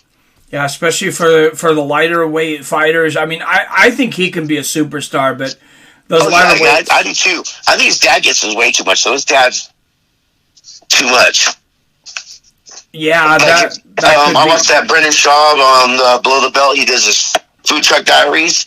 Yeah. Where he has like food truck for like fighters and stuff. He did Teofimo and his father showed up. Teofimo's father took over that whole show. He just talked the whole time. Oh, really? Just runs his mouth. To me, he acts like a freaking kid. I don't know what it is. See, like just a punk gangster. Like his dad's like, I don't know. It bugs me. Interesting. Yeah, that's too bad. Man, I was really impressed with the way that he took out Lomachenko, though. I did not expect that. See, that's my fighter, though, right there. That's my favorite fighter. I think he's this era's next best thing, Lomachenko. Like, come on, his second fight, he got a title fight. Like, I think he's the best thing that's ever happened in this sport. Really, I do. Lomachenko is my favorite boxer in this era. He's very good. Have they talked about him? He's just a technician. The way he trains him, like it's insane. Like it's a whole other level of boxing. Yeah, the movement is crazy. Just the way he dodges punches. I just think he's having a rough night with TFC. I think that Lomachenko 9 times out of 10 would beat TFC. I think. Now, I wonder if they're going to be able to run it back very easily. Now I wish they would. Because isn't with Lomachenko still with Top Rank? Yeah. Oh, yeah, that makes it tough. And that's what I'm trying to tell you about promotions. It makes it so tough for boxers to fight who that's going to make them the most money and who's going to make them a big name for themselves when it comes to this promotions. They don't want to play ball with each other. I wish they would all just play ball. Just come on. We all want to see it. We all want it. Mixed promotions, even the UFC. Come on, play ball with one and freaking everything else. Let's do this. Let's go back to the old days. You know, when they Pride and UFC used to switch around. I wish they would do that again. Yeah, no. I would love it. Even a Bellator I'd love to UFC see promotion. Michael Venom Page fight someone in UFC. See if he's really, what I believe he is. Because I think he's the next best thing for Bellator too, Michael Venom Page. Well, if he gets past Douglas Lima, I think he'll really get some respect. Like I tell you, he's the most violent person, I believe. Like, he had a couple of hiccups, but everyone does. Like, not every night's your night to fight, like. Did someone grab the mail?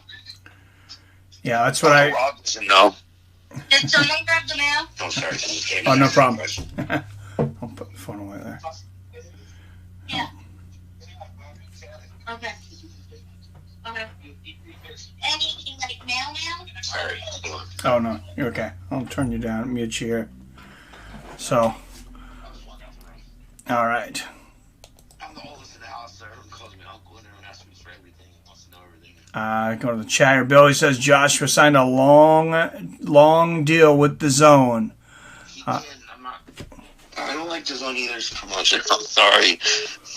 Didn't he get like $265 million though? Cringe. Like, it's just the video footage, the camera, like it's cringy to me. Yeah, like, wow. It is.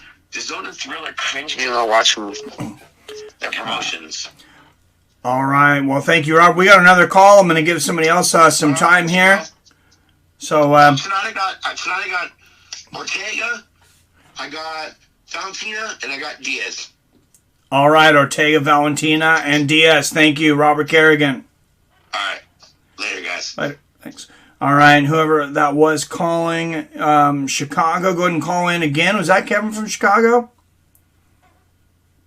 I'm going to go ahead and call you back, whoever that was.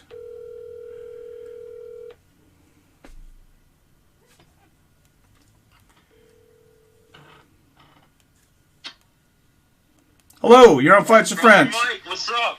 Hey, not much. Who am I talking to? K-Dog from Chicago. Hey, I figured I seen Chicago on there. I figured that must be Kevin from Chicago. You know it. When'd you get these the phone line hooked up? We brought it out about 6 months ago, I think. We just brought it out for a couple shows. Okay. Yeah, this is new. First time you do this, so I had to call in, give my take on the Peter Yan and Sterling. Oh man, Sterling. Is this dude, what a clown. I don't know, man. I can't get behind him. I can't defend him. Everything he's done, it's just one thing after the other, this dude. Now he pulls out of the fight, the cherry on top. They got to strip him. If it was me, he would be stripped, and they would do Yan versus somebody for the official vacant title. Well, yeah, because it seems like he probably should have never really even had the championship to begin with. So it was a really strange. I mean, I know it was an illegal move, but it really seemed like he was acting there. That was like he was really embellishing. Yeah, what it should have did, it should have been a vacant belt. Like Yan loses the belt, but Sterling doesn't win it. It's a vacant belt. But they immediately reward him, and he's the champion all of a sudden. That just doesn't make sense at all. Yeah, I don't think the UFC's happy with him at all now because he, after winning the belt, immediately goes and schedules himself for surgery so he doesn't have to defend it right away. Yeah, and if they stripped him, it'd be all the little social justice warriors at MMA fighting, so on and so forth. They'd be coming down. Oh, you can't do that. That's abuse of power, blah, blah, blah. They'd be causing havoc, crying. Yeah, he's, I didn't know, I guess I didn't know a lot about Sterling, but I thought he seemed like a pretty good guy. He was over there at with Sarah and Longo, but I can't imagine that they endorse that kind of behavior. You know what it is? He's listening to the internet too much. And the internet said, play it up. Like, you're already the bad guy, so play the bad guy role. And it didn't work. It backfired on him. Like, he thought that would be a good idea to kind of dive into the whole play the bad guy, play the clown, like rub it in. I'm the champ now. He's doing all these Instagram videos. And to me, that just backfired and made him look even worse. I've heard some about it. I have not been on Instagram. I don't really even know what I'm doing on there, to be honest. But, yeah, I've heard it's been pretty cringy. Yeah, he's trying to do like the Henry Cejudo route, but the difference is Henry Cejudo was a champion. He was destroying these guys. You got your belt off of a disqualification after getting destroyed. So, yeah, that don't make any sense. To me, yeah, he might as well be Montel Griffin. I don't know if you know, Montel Griffin faked being knocked out when Roy Jones Jr. hit him when he was on a knee and was temporarily champion. Yeah, it is funny. Speaking of that, Anthony Smith, you got to give him some respect. When he got up off his knee and continued to fight when he got that illegal knee against John Jones. He could have easily took that belt, but I think what it was is the ref wasn't in his ear saying, stay down, we're disqualifying him. remember Mark Smith? He was sitting there screaming, "No, Sterling, stay down. He's disqualified. You can't continue." Like, that was just like, what are you doing, Mark Smith, the referee? Obviously, what he was doing there, looking out for his brother. Oh wow! But yeah, I didn't hear that. I didn't notice that. But yeah. And you see Anthony Smith after his fight last weekend? He's kind of flipping out, getting all crazy. It was kind of good to see some emotion out of him for once, though. Yeah. I thought that was genuine. Yeah, it probably is good for him. It just kind of came out of left field. And then he's talking about Anthony Rakic. Like, I don't understand that fight. Like, you got thoroughly dominated. It's like Brendan Allen when he lost his time Strickland. He got knocked out, and all of a sudden he's like, "Nah, I want that rematch, and we should be fighting again." It's like, dude, you got destroyed. And Anthony Smith got destroyed by Rakic. And then Rakic is saying, "Yeah, let's do it again." He's probably thinking that's easy money. Yeah, that's a bad matchup for him. And yeah, whenever you're called out by a lower ranked fighter and the fighter being called out, immediately wants the rematch, they're pretty confident. Yeah, you know what else he said is, though? He said, yeah, if I beat Smith, I should be getting a title shot. Like, yeah, let's do it for number one contenders fight or something like that. It's like, if that's the angle he's going, then that doesn't look good because you got Ankalaev. Prochaska, I think, is next after Glover. After Glover gets his shot, I think it's going to be Jiri Prochaska. Yeah, that's what it seems like. But it's like he's trying to get a title fight out beating Anthony Smith. It just doesn't seem. That's the angle he's going. He's like, he's thinking he's going to get a title shot up Anthony Smith. You already beat Anthony Smith, dude. Yeah. I don't know why. That don't make sense. And people say, yeah, that's a good fight. That should run it back. No, what Rakic should be fighting Magomed Ankalaev, that Russian dude. Oh, yeah, he don't want none of that. That's not a glorious fight. It's not a money-grabbing fight, and I'm not sure if he'd get past him. No, that's a really dangerous fight. Really tough dude. The hardcores know who he is, but the general don't really know. But the general doesn't even know who Rakic is. Not like he's a big name either. Yeah, he's kind of the dark horse, I think, in the division now. But yeah, light heavyweight. I don't know. It seems like Anthony Smith's got to do what Derek Brunson did. You got to go on like a 5, 6, 7 fight win streak. Yeah, Brunson really had to earn his way back, similar to Leon Edwards. Because remember, Brunson lost to Adesanya early in Adesanya's career. Edwards lost. His last loss was to the champ, to Usman, and he's having a hell of a time getting a title shot. Yep. Exactly. What's going on with the boxing fight? They're still going. They are still talking. I mean, you got one woman, I don't know, identifies or whatever, but it looks like you got 3 chatty women here. I don't know, because they are not looking like they're interested in getting in the ring. Remember, that's one thing. Many things, but one good thing is UFC. They churn these fights out, one thing after the other. It's like 2 seconds sometimes in between fights. You think so? Oh, in the UFC, yeah, you get sometimes just a few seconds. Like they finish one fight, they got the next one right back in there. Oh yeah, exactly. Boxing, it's like this whole spectacle they try to do. Yeah, we're here to watch the fights, man. We want to watch the fights. Exactly. All right, well, thanks for calling in, Kevin. Somebody else called in. I'm going to try to pick them up. All right, Bubba. Take care. Any predictions real quick for the fights tonight? Oh, never mind. Sorry. All right, whoever.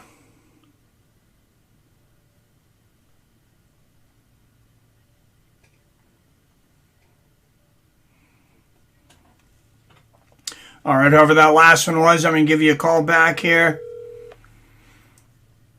Looks like Mansfield, Connecticut. Was that Robert on another line? My prediction's Joshua, 10th round knockout.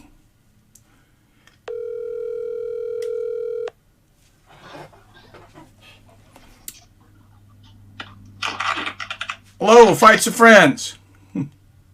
What's up, Seattle Mike? This is New Britain Paulie calling in. Hey, New Britain Paul, I thought that might be you. How's it going, man?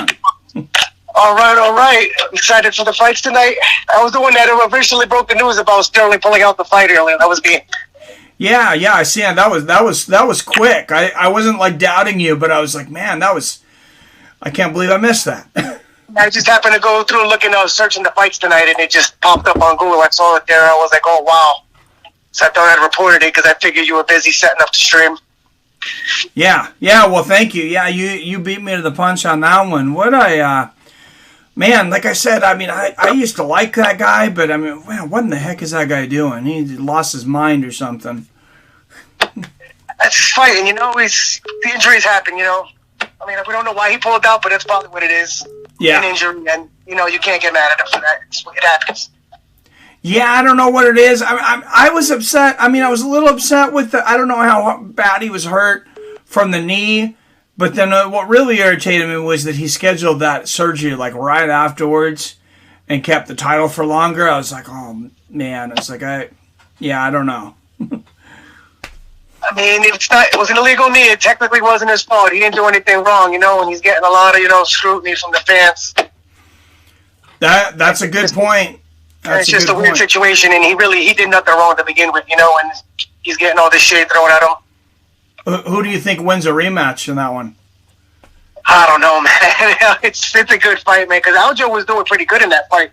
Jan was not dominating that fight by any means. Like, it was a fight, even though Jan was taking over a little in the later rounds, but it was a fight. It was very competitive, in my opinion.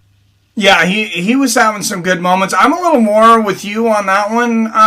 I've heard a lot of people say that Jan, he dominated the fight. Everybody knew he was going to win. Jan's going to walk over him in a rematch. And it's like, it's not really the way I seen it either. Yeah, I had Jan, starting to pull ahead there. But, I mean, it wasn't like it was a done deal. Yeah, like, I believe the copybook strike, I'd have to look at it again. Like, I think Sterling had, like, over, 50 significant strikes. Like, he's in the fight. Yeah, for sure. About 50 times significantly? Like, yeah, you're not getting dominated. Sorry. Yeah, no, absolutely. You got any predictions for the main fights tonight, our boxing main event or the UFC card? No, everything looks like a close fight tonight, and I'm just really excited, man. You got some exciting fighters, and it looks like really close fights. I can't see anybody walking away with a decisive victory except for Shevchenko. But that's probably the only prediction tonight, Shevchenko. Everything else looks pretty competitive. Yeah, poor Lauren Murphy. All right, well, I had one more person trying to call in, I think, before the fighters. I'm going to try to get him on there on a short call. Thanks for calling in. All right, thanks, Mike. Talk to you later. Thank you. All right, talk to you later. Thank you. Peter had his guard up, didn't see any big shots get through. True, all right. I think I recognize a Grand Prairie, Texas.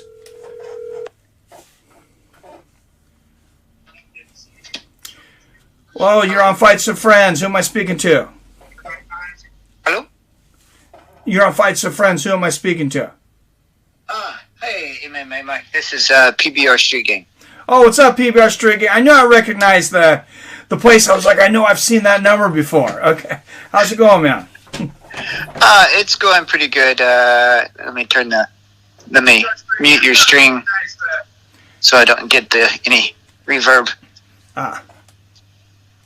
How's the day going for you? Hey, it's going good, man. I could barely sleep last night. I can't remember the last time I was that excited for a fight. But Diaz coming back just seems like nostalgia, and then I think it's a pretty good heavyweight fight here coming up. I was talking to a buddy of mine earlier today at work. He and I both like MMA and UFC and in particular a lot. And we were talking about we'd gone back and watched a whole bunch of the Nick Diaz fights, and we might have mentioned this earlier the last time I spoke with you, but I feel really cheated with the stretch of time that he got banned. Was just, what was his age at that time? Oh, it was crazy. Well, he was out of the sport from since I believe he was 33 when he fought Anderson. It was 2015. He's 38 now. He's 32 or 33. He was a young man. Right. Yeah. I was going back and watching some highlights of that when he laid down on the mat. That was just crazy. Yeah. He's definitely an entertaining guy. One of my favorite fighters to watch. That combination that, especially him, because I was much more of a fan of, I am much more of a fan of his than his brothers. I love both of them, but Nick was the one who originally, like, I really disliked him in the beginning for that kind of thuggish attitude a little bit. I really didn't know what I was, at that time I was just getting into MMA in general, and he just struck me as kind of a punk. I really didn't know what I was watching or who the personalities were, I guess I should say. But man, his combination of jiu-jitsu and boxing, going back and watching his old fights, getting re-familiar with his old fights. I mean, it's just a who's who of people that he's fought.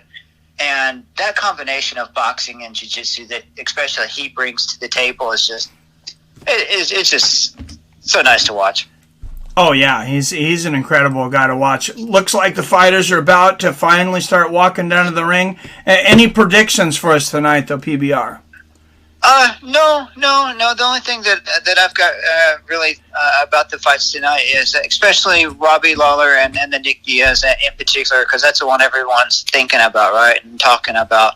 Not that the other fights aren't really good, but I just, regardless of who wins, and I really like both of the fighters, predominantly Nick a bit more, a fair bit more, I guess I should say.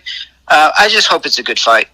And if they could both win and come out on top, that, I guess that would be perfect. But then really wouldn't be fighting, I guess. Yeah, I hear you though. I do really like Robbie Lawler too. So yeah, it's too bad one of them has to lose tonight. Hey, thanks again, PBR. Appreciate you on here, and always appreciate all your help, donations, and everything with the channel, man. Not a problem. I would.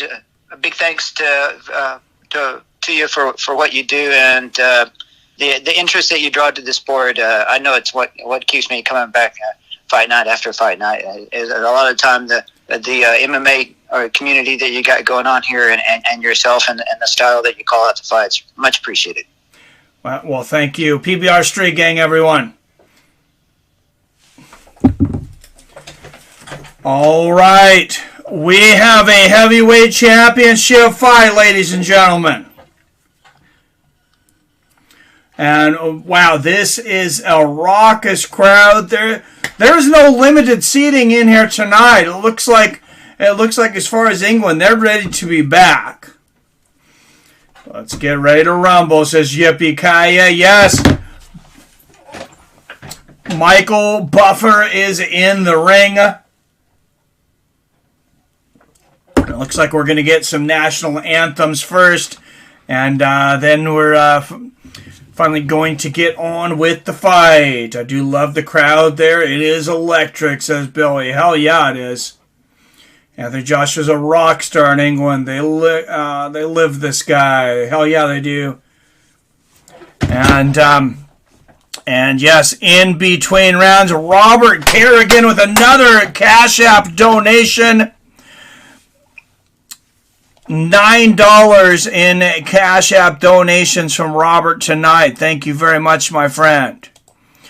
And this main event brought to you by the motherfucking Cash App. If you want to be on Cash App and be able to text money directly to your friends or anybody in the world, and maybe not have the government in your business quite so much. I don't know how much you're going to be looking at the Cash App, but some particularly troubling laws on the docket coming up. I don't know what you guys have seen, but some things that have troubled me. Hopefully, Robert, that's going to going to get much better, but hopefully, what they're looking at doesn't go through. To be honest, but if you want to send money, very easily, guys. Just go hit my link. Go to the Cash App. They're going to give you $5. They're going to give you $5. Fights with Friends get some money, so it's like a donation. You'll be able to donation here. And now, $5 also goes to the Wounded Warrior Project. So you're doing good all around. You're getting yourself something good. You're donating to the community. You're donating to, what I think one of the best things that you possibly can in the whole world, the Wounded Warrior Foundation. And Robert hit us with another Cash App. Back guy Cash App Robert with a $10 donation from the Cash App, adding a 1 to the front of that. $19 of donations on the Cash App from our friend Robert Kerrigan tonight. Thank you, Robert. Much appreciated, my friend. Big drama show. Yes, it is. We got, and I'll tell you, Usyk, you better get the knockout tonight, because here's something maybe some of you guys haven't thought about. How in the hell is Usyk going to get a decision here in England? Good luck. You better win 8 out of 12 rounds easy. You seen what happened with that Hatton fight earlier. Yep, Robert hit us with another one. Wounded Warrior, proud member. Yes. That's awesome. Yeah, they're one of my favorite organizations. I didn't have to think about it for a second. Cash App asked me last week. He said, we want to donate $5 for every member that joins from your channel to a donation. And I didn't have to think about it for a second. I was like, Wounded Warrior Project. Absolutely. Best donation I know of. Yes, Robert. God bless our troops. 100%, man. John says, beautiful singing. Yes, it was. Very good voice there. Let's see if they keep that energy when Usyk starts pushing their guy around.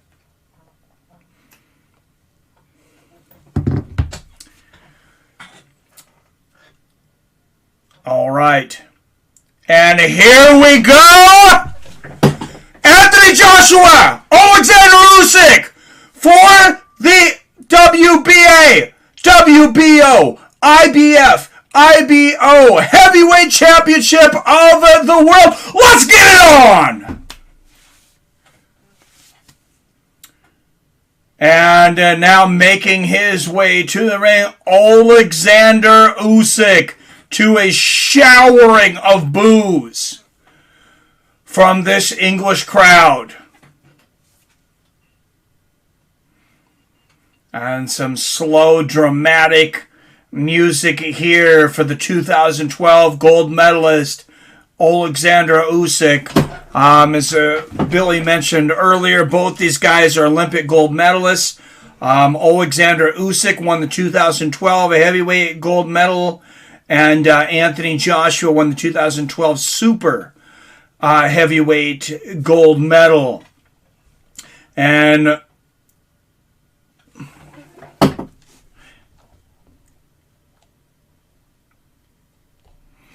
oh, you're right. I need to update the cash jar.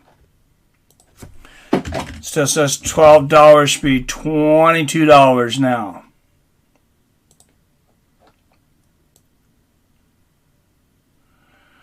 All right, Usyk coming out to some Russian music here. Sounds pretty good.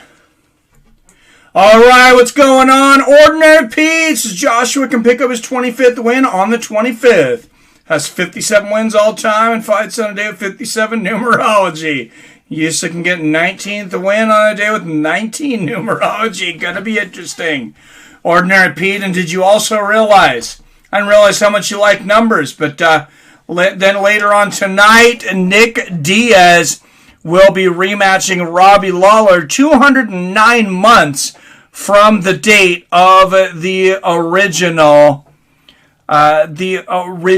fight.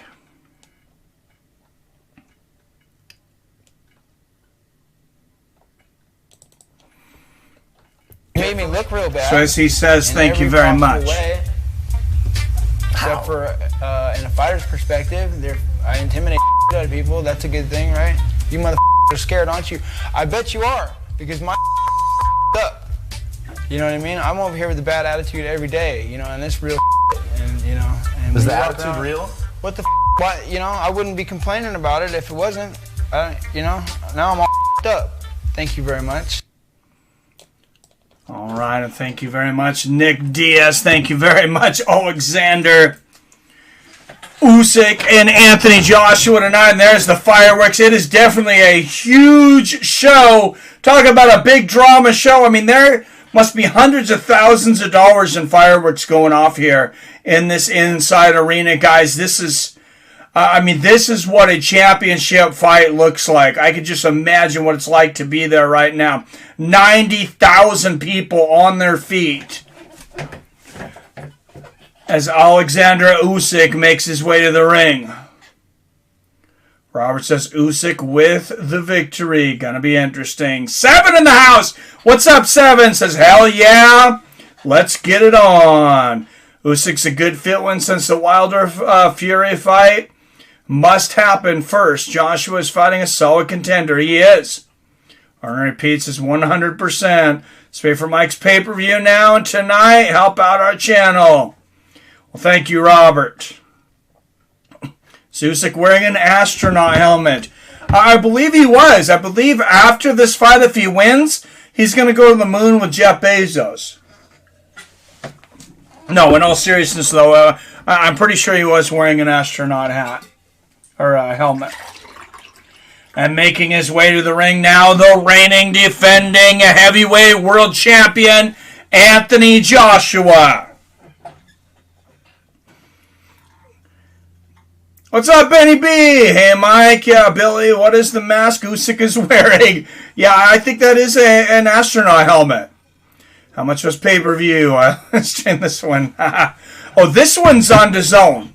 So, $100 a year or $20 a month. Anybody who hasn't gotten it yet, if you want to watch just this fight and then get everything on DAZN for the end of the month, not a bad deal. $20 for a whole event, and then you'll have access for a month to all of DAZN's library. So if you got the time to watch it, I think it's worth it.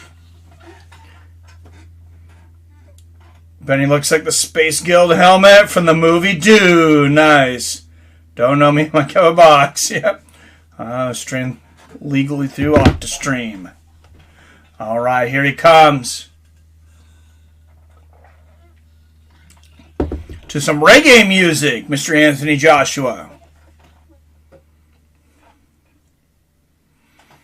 So paid for the month. All day and night more on tonight's stream. Yeah, I paid for the month of DAZN, man. You guys are awesome.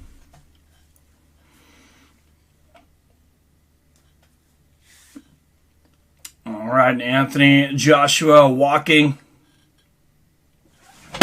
And actually, I don't think I did my math right there, Robert. I think that was an even 20, actually, because we're up to 22. I had donation from PBR Street Gang, and then the Cash App donations for Robert Kerrigan. That stadium is massive. Hell yeah, it is. My goodness, I have not been in a crowd that big in my life. I would love to be there right now. That looks absolutely incredible. All right, bringing down all 4 world titles here.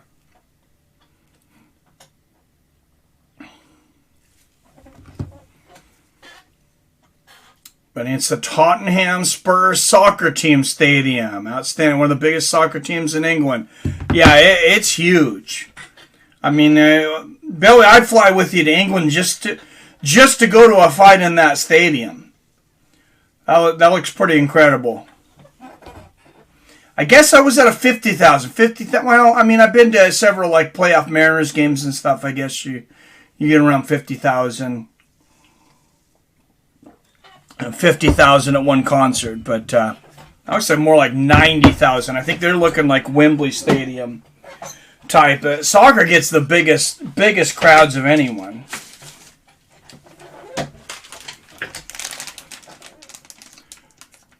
All right, and you see the initials AJ flaming fire. More fireworks here. The show before the show. And man, say what you want about fights in England, but man, they know how to put on a show and hype you up for a fight. This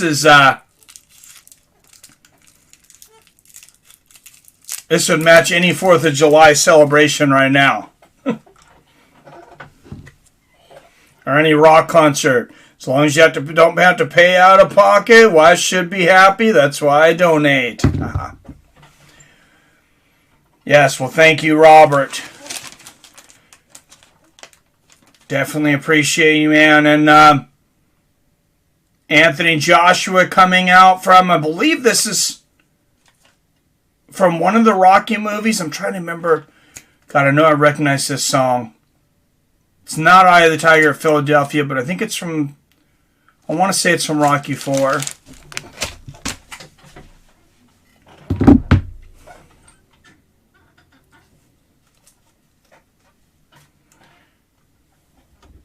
No Easy Way Out. And Anthony Joshua learned there was no easy way out when he temporarily lost that heavyweight championship about a year and a half ago. Came back, went back to basics in boxing, and got it back after one of the most entertaining fights in boxing, heavyweight boxing history, I believe. He made it a little less entertaining and won a pretty easy decision. Hopefully, the old aggressive Anthony Joshua, we see him tonight. And I think we may, being that he's got a pretty good size advantage on Usyk. Joshua always has the longest walkout. Song's called No Easy Way Out. Yep. Anyone think that Sugar Sean is ready to fight Peter Jean? I don't think he's quite there. What I would say is, I don't think he's going to take any big fights, Pete, until... D. Brown. I don't think he's going to take any big fights until he's through that Dana White Contenders Series contract. I think that's pretty much what he said, because he's not getting paid very well right now. Mike likes to get high. Good man. Drunken Buster. Why do you say that? Did you know it was wet? I was there. Oh, my goodness. Oh, my goodness, Pete. All right. Here we go. After 3.5 hours of build-up here on the Zone from England, we have a heavyweight championship fight.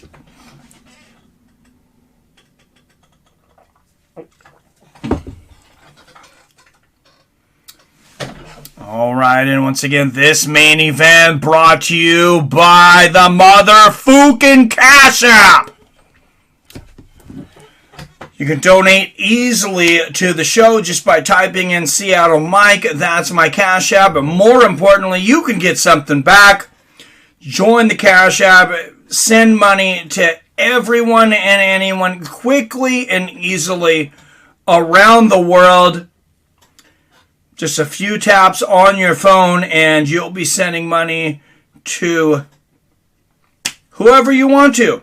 And you'll get $5. And the Wounded Warrior Project will get $5. And Fights with Friends will get some money. And everybody wins when it comes to the motherfucking Cash App. All right. Officials are here. The fighters are in the ring. Here it is. Fight fans. Let's get on!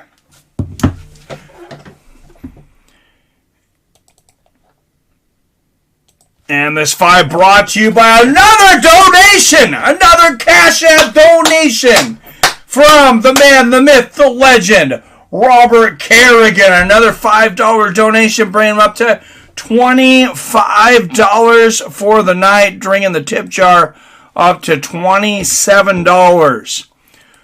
Well, thank you, my man. All right, out of the blue corner, weighing in at 221 pounds, representing Shimshti Ukraine. He is undefeated at 18 wins and 13 knockouts, presenting the challenger. He is the 2012 heavyweight Olympic gold medalist and former undisputed cruiserweight world champion, Oleksandr Usyk!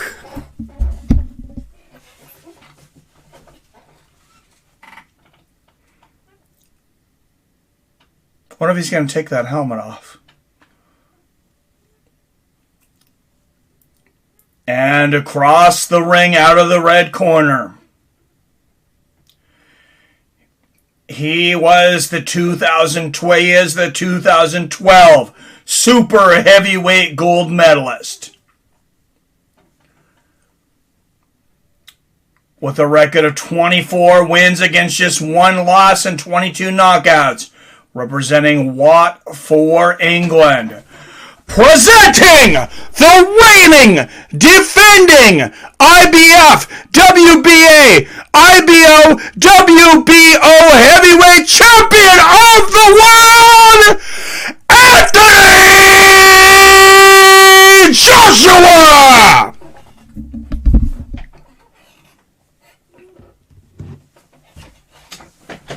"12 rounds in the heavyweight division for the lineal heavyweight championship of the world." I hope you've placed your bets. Who you got winning this fight, Mike? I want Joshua 10th round knockout. I think he gets it done inside of 10. Usyk could be on top of boxing world if he upsets Josh. Oh, absolutely. He's going to pretty much need a knockout, I think, in this English crowd, though. And he's a much smaller man. Rumor Trey says this fight ends in a draw. But we don't ride. Start smoking fused pre-rolls that have been a game changer. Strawberry shortcake on the menu for this fight. Nice. That does sound tasty. Usyk has some dope walkout gear, though. Yeah, it does 222. That's my weight. I'll fight him. That's what I'd say if I wanted to die, says Pete. Is there any polls on community page tonight, Mike? OMG, nice. Oh, yes. If you go to the community page, thank you. There is polls up. Go to the Fights with Friends community page. There's still a poll up for this fight. Poll up for the championship bout between Alexander Volkanovski and Brian Ortega. And, of course, the poll up for the return of Nick Diaz versus Robbie Lawler, too. All right, here we go, guys. Round 1. Joshua pumping that jab out the early. He's got a good reach. Nice left hand gets through for Usyk. Left hook from Joshua. Will we see a more aggressive Joshua tonight? Or will we see the technical boxing Joshua we've seen in his last couple outings? Nice right hand to the body for Joshua. Usyk answers with the right hand up top. Usyk showing he can land that jab early, not having any issue getting inside the reach of Anthony Joshua. Oh, nice straight right there from Joshua. And there you go, your Bet MGM. You have live odds on the side. Minus 200 for Joshua, plus 190 for Usyk. Good straight right there for Usyk. And Usyk not wasting a whole lot of time. He's right up in Joshua's face early. Lands another straight right there. And Joshua liked a little bit of time to warm up. In a lot of these bigger fights, at least. Oh, and Robert Kerrigan has just become a premium member of Fights with Friends. Shout out to Robert Kerrigan.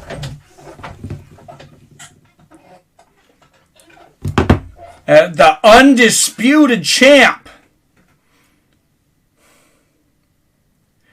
So that means he's donating, I think, $25 a month to Fights with Friends. Big ups to Robert Kerrigan. Oh, big left hand from Usyk! He just caught Joshua right on the chin. Joshua's head snapped back. Nice left hand there for Usyk. There's no doubt now that Usyk can hit Joshua, and he seems to be able to hit him pretty much anytime he feels like it. And we're only 2 minutes into this fight. Oh, nice right hook there from Usyk.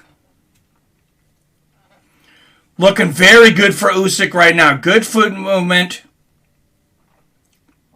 Joshua now having a hard time. Oh, Joshua misses with the right hand and the left hook. Good movement from Usyk early. On the left hand to the body from Usyk, Joshua lands a right hand upstairs. I think Joshua's going to have some opportunity catching Usyk if he ducks down like that to the body, though. I think he's going to be open to Joshua's right hand over the top. Usyk is a southpaw who, they're generally more vulnerable to that straight right, and especially when you dip down low like that. Oh, big left hand from Usyk. Biggest punch of the fight, and Joshua answers with a right hand of his own. And a left hand for Joshua, but a big first round for Oleksandr Usyk. I have it 10-9 for the challenger, Usyk. Oh, Joshua starts slow again, or we'd go for the kill. Finally joined as a member. Well, thank you. DraftKings is in process of purchasing BetMGM. Really? I did not know that. That's crazy, though. Thank you again, Robert Kerrigan, joining as an undisputed champion member.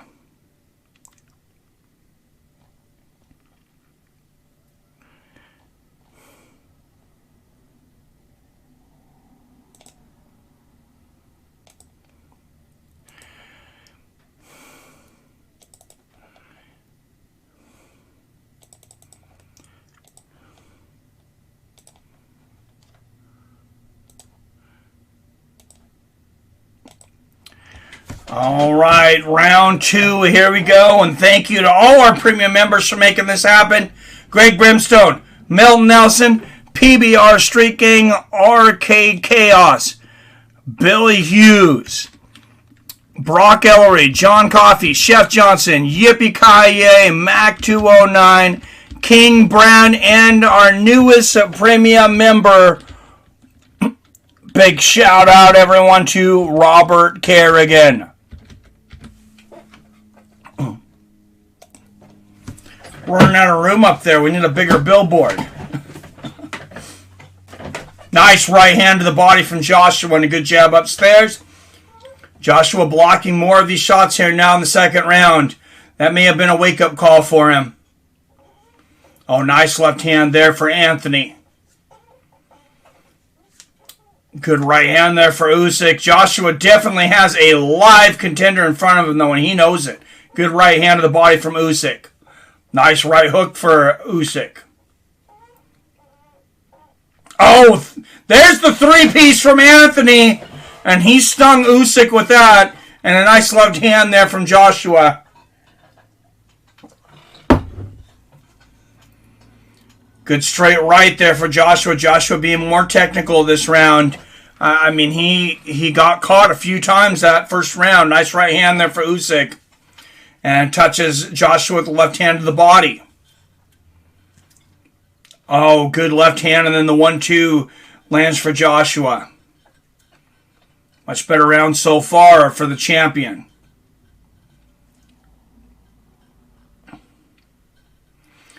Joshua waiting, letting Usyk come to him a little bit more. Lands a good jab to the body. Slips some shot first from Usyk.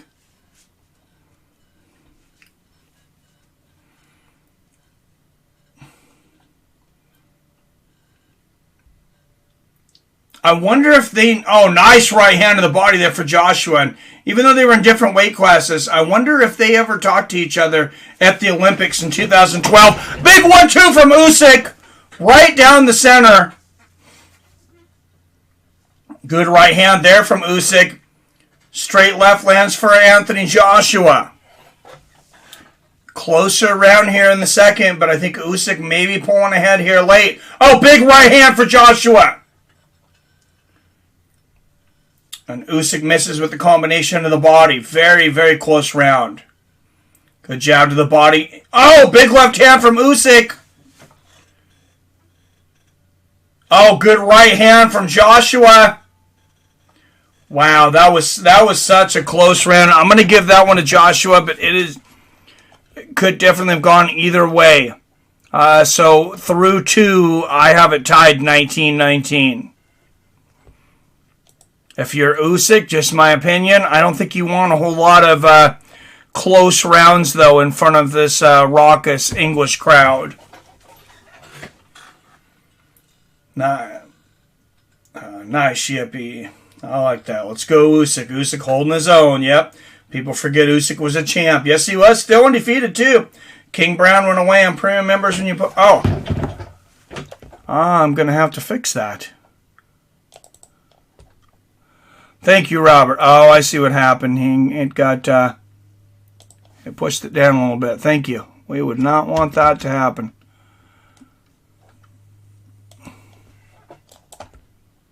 All right, round 3. Here we go. 2018 Usyk. Robert is very close, man. I definitely could have given that one to Usyk. Oh, nice left hand there from Usyk to start the 3rd round. All right, you see the live updates on the odds. Joshua, pretty much still the same. Joshua minus 200. Usyk plus 190. Plus 1,600 for a draw. Nice straight right there for Joshua. Combination from Usyk.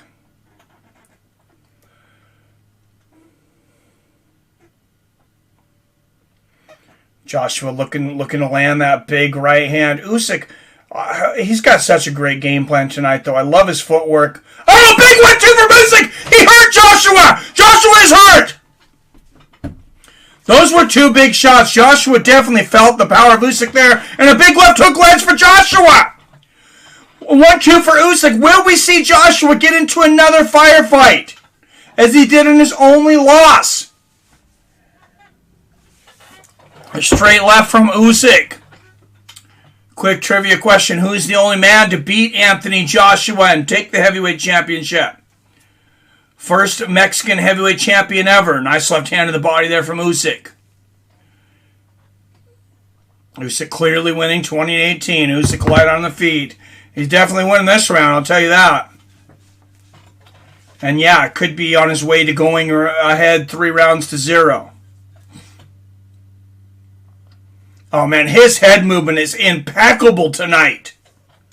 Nice left hand to the body there from Usyk. And a good right hand upstairs as he channels the head movement of a young Iron Mike Tyson. Nice right hook there from Usyk.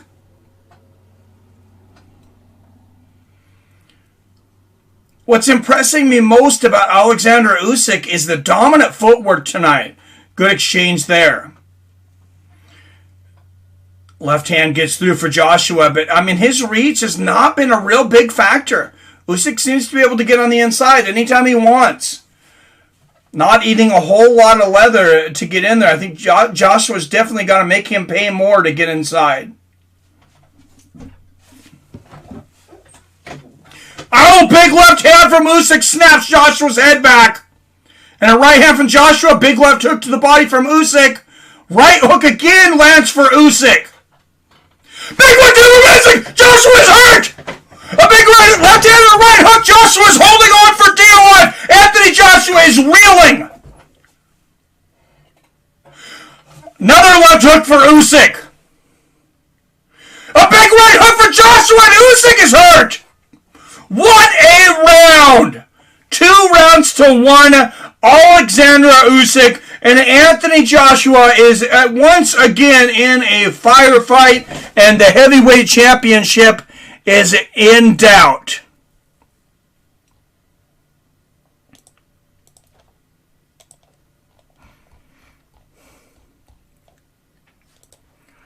Wow, and this English crowd is loud. They are trying to bring their man back, but wow, yeah, Joshua's definitely hurt back. Usyk destroying Joshua. Hard to argue with that. Robert, 30-27 Usyk after 3 rounds. Says Billy, Usyk is fast in the early rounds. Don't see if he can be as fast as Joshua. Well, he's much faster right now. I mean, this is definitely the best Oleksandr Usyk we've seen. At least in the first 3 rounds. And here we go, round 4. Anthony Joshua once again. Oh, right hook from Usyk! And Joshua almost down. Almost falls into the ropes. Hits him off balance to start the 4th round. Left hand to the body lands for Usyk. And that quieted this 90,000 person crowd here in England. Now you hear him going back again, cheering for Joshua, but he definitely silenced him. Another straight right lands for Usyk and a 1-2. And Oleksandr Usyk, I mean, he's just putting on the performance of a lifetime right now. Straight right lands for Usyk and a big right hook upstairs. Yeah, this crowd seems confused. They are as stunned as Joshua when he got hit with that big shot in the last round. I know a lot of you are not shocked, though. Many of you picked Usyk to win this fight. 1-2 there from Usyk, and the right hook upstairs. Goldhound, what's up, my man? So Joshua lets down the betters again. It's Drunken Boxing MMA. What's up, Drunken Boxing? Nice right hand there from Usyk. And another. Good jab gets through for Joshua, but he's got to settle down. He almost needs to take a round off right now and just get his wits about him. Oh, big right hand gets through for Joshua. I know I've been very critical of... Oh, big right hand right on the temple of Usyk, and Joshua has to hold on seemingly to stay on his feet. That was right on the temple.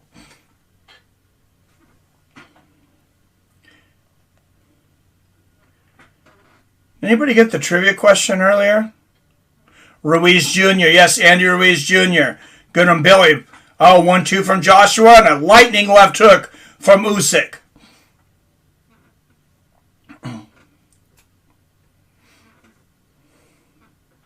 Oh, beautiful counter right from Usyk.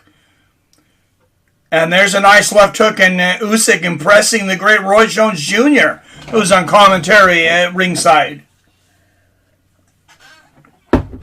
Jab gets through for Joshua, but the punches landing for Joshua are getting fewer and further between.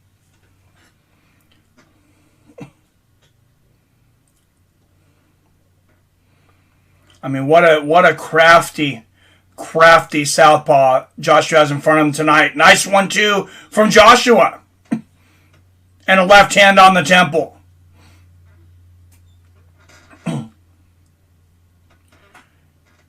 Anthony, and I have that 3 rounds to 1 for Usyk. I know some of you have it 4 rounds to 0. Anthony's trying to probably pace out the rounds. Ukrainians push the pace.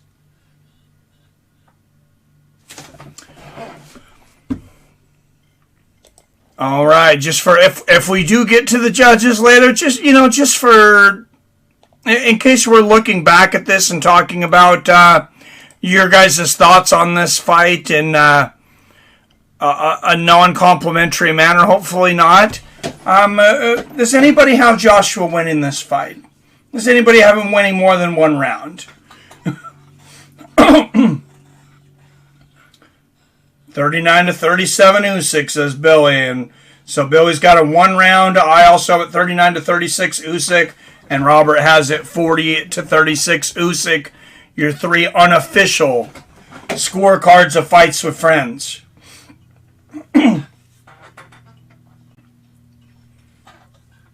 Oh, beautiful left hook and a right hand there from Usyk. All right, and there you go. Roy Jones Jr. and the other commentator there, I missed his name. Nice 1-2 from Usyk. Also have it 3 rounds to 1 for Usyk. And odds, live odds have just went into Usyk's favor. -125. Joshua now a +110 underdog to defend his championship. Good right hand a minute ago there from Usyk.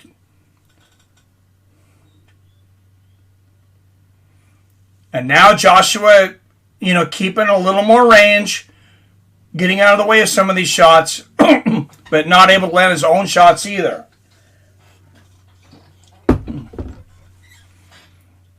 Even though Usyk's the shorter fighter, oh, nice right hand. That footwork, he's making Joshua come in. Because of the way he's moving to the side from these jabs, he's making Joshua come in and expose himself. Good jab and a counter left there from AJ. Good right hand from Usyk. Oh, left hand right on the temple from Usyk. His head movement tonight is truly artwork. Oh, good right uppercut there from Joshua. Remember, Joshua has incredible power.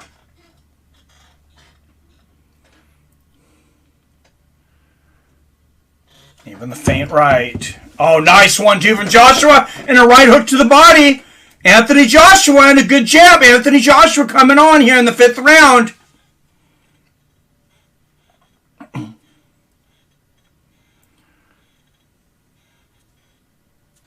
And Joshua seems to be doing better defensively here too.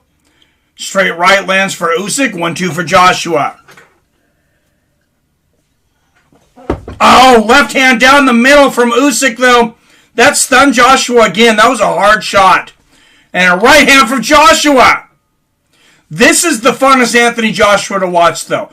The guy that gets hit and instead of boxing he comes back and he just says, let's make this a firefight. You want to fight, motherfucker? Here's the line. Let's fight. Excuse my language, but exciting. Double jab and a right hand for Joshua. And good left hand there from Anthony Joshua. Now, oh, what an exchange towards the bell here. Both guys landing. Joshua landing the bigger shot with the right hook. Ends it with the jab. I gave that round to Anthony Joshua. I have it 3 rounds to 2. Oleksandr Usyk.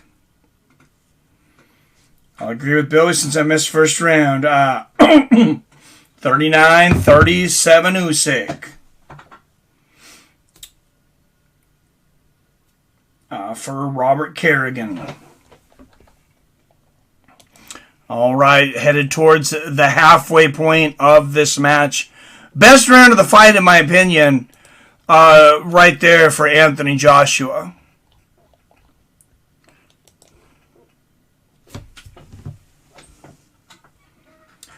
That's what I got him now, Billy. 48-47.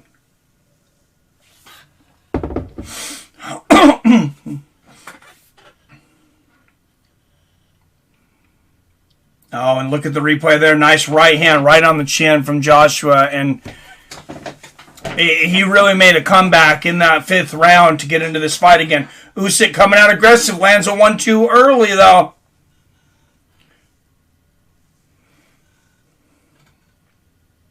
Usyk motivated, but a good jab lands there for Joshua. Another jab. He stopped moving forward so much. Joshua started getting more patient and waiting for Usyk to come to him and also observing what he sees before Usyk can come in. Nice left hand to the body there from Usyk. Good straight right from Joshua. I mean, what Joshua's, one of the advantages Joshua's reach affords him is he gets to see the preview of the movie before it happens. He gets to see nice straight right there from Usyk. When Usyk, when he moves right, moves left, he can start to study those tendencies because Usyk, Joshua, you know, he can move forward. Usyk has to move forward.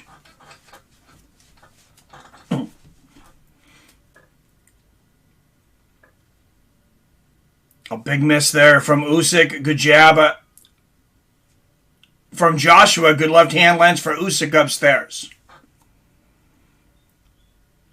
A good jab for Joshua. He's starting to establish that jab he's famous for. Landing a left hand to the body. And Joshua, it seems like this is the first time I think Joshua's tried to cut the ring off. He backs up now. But Usyk, oh, nice left hand to the body and a big left hand for Usyk. See, as soon as Joshua moves in, tries to cut the ring off, Usyk was able to counter, and then good defense on the other end from Usyk. Nice exchange there. Anybody's round here still with a minute left. Who wants it more?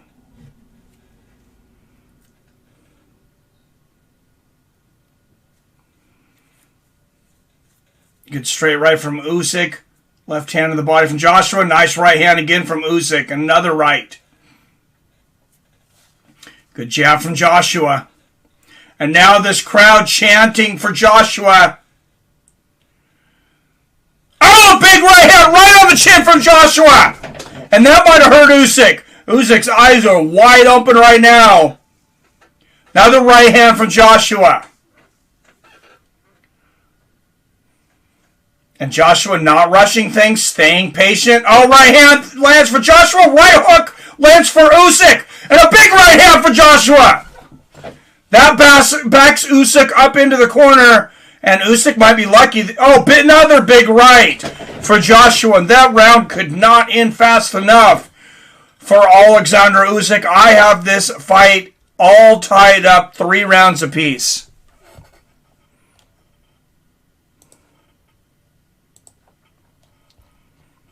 So I have this fight all tied up going into Lucky 7.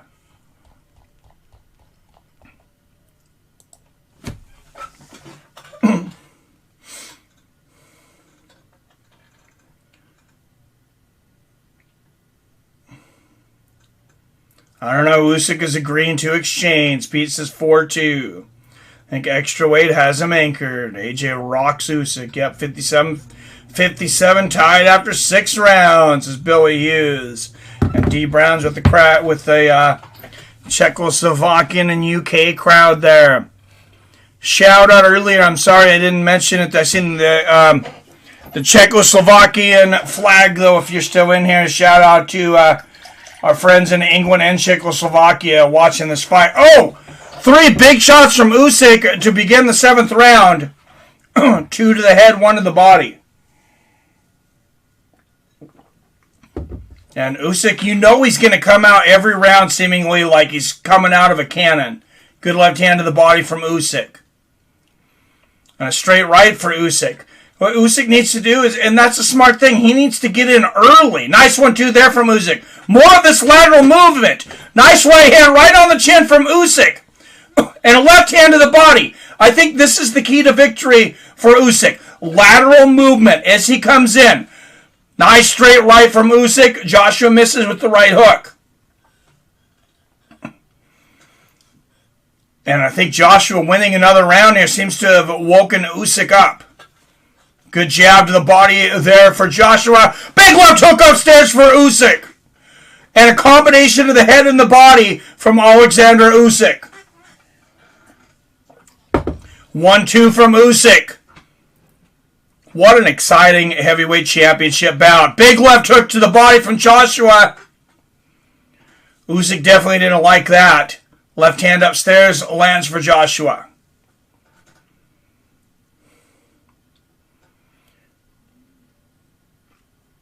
Oh, good right hand from Usyk and a left hook right on the chin of Joshua.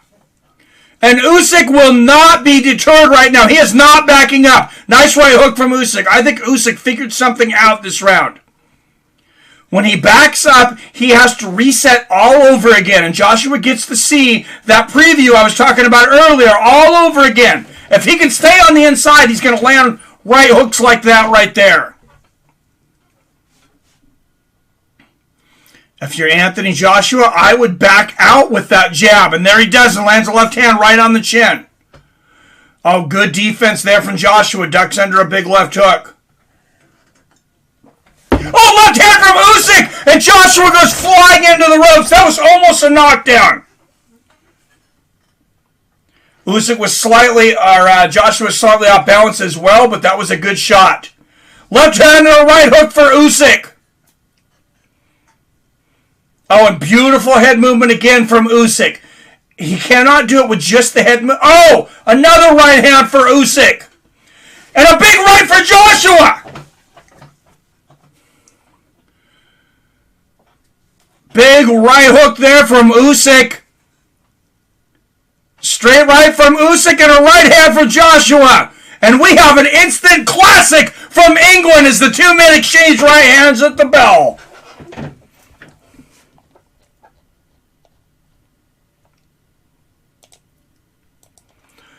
This is that kind of fight. As MMA fans, sometimes we turn away and we go, oh, boxing's boring. Even boxing's dead. Different things. How long have they been trying to kill boxing? And we decide, oh, well, we're going to watch this fight. And then something like this comes out, and it brings us all back, and we remember why we love boxing so much. Round 7, I saw this happening at round 10. Joshua's way ahead in his strategy to bring Usyk to the knockdown mutually. AJ showing he has experience, he has the power, he has the speed. He is now in his prime tonight.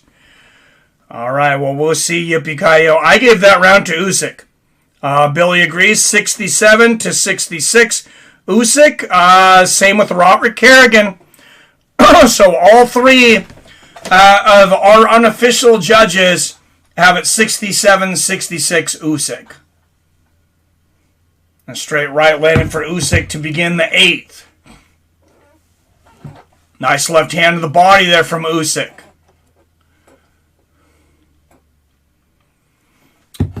I really don't feel like... Oh, nice right hand from Joshua. I know I've mentioned it several times, but I don't think you can underestimate the home field advantage if it goes to the scorecard for the champion Joshua. Good straight right from Joshua. Not saying if he wins, that's why. But let's continue to watch.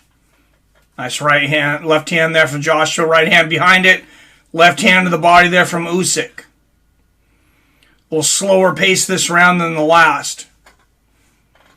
At least in the first minute.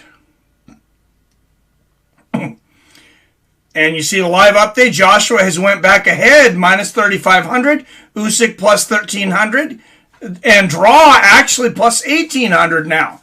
Big 1-2 there from Joshua. And a straight right from Joshua. If I could put plus 1,800 on a draw right now, if you can get live betting, in my opinion, I would do it. Straight right for Usyk. Big 1-2 from Joshua.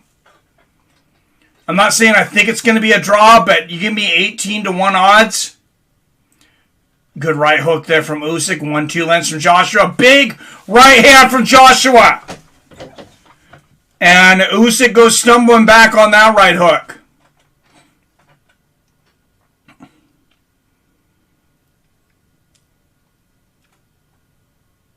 And, oh, big right hand down the middle for Joshua. And a big left hand from Usyk. Nice right hand for Joshua. Big combination from Usyk. And there's a 1-2 from Usyk. Straight right from Joshua. What a fight. Nice right hand from Joshua. He's starting to get a better time on that right hand. Oh, big right uppercut lands for Joshua. That's a weapon we have not seen from him much in this fight so far. And Usyk answers the 1-2 of his own. Oh, big right hook on the chin from Usyk. Couple more right hands from Usyk. Both men have been rocked in this fight. Neither have been down yet. Good left hand there from Joshua and a good right hook to the body.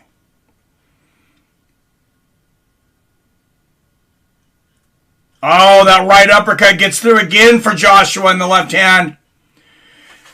That's another round for Joshua to me. I have it 4-4, back to even.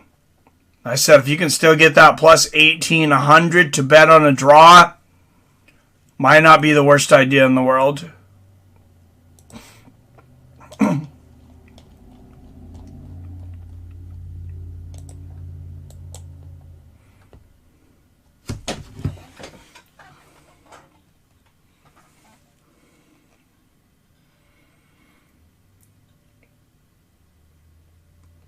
$76.76 on the scorecard of Billy, Robert, and myself. What's up, Michael Deere?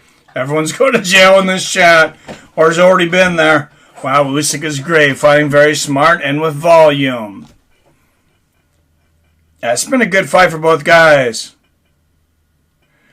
Mike, at 11 a.m. it was plus 1,800 for a draw. Someone may have dropped a 20. All right, good luck. Good luck, Pete. All right, round 9, guys. Oh, nice straight right and a left hook there from Usyk. Big 1-2 there from Usyk and a left hook upstairs. Oh, nice right hook for Usyk. Big right uppercut for Joshua. 1-2 lands for Usyk. And this is a war of attrition right now.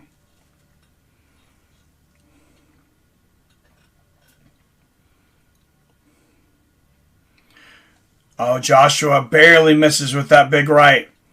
And what I was saying earlier is, yeah, the head movement is great for Usyk. It has to be in cooperation with the footwork, though. When you've seen a couple rounds of Usyk going away from the circling and the foot movement and just trying to get him with the head movement, I feel that's when Joshua started popping him. Nice right hand on the inside from Usyk and a left hook, and Joshua holds on.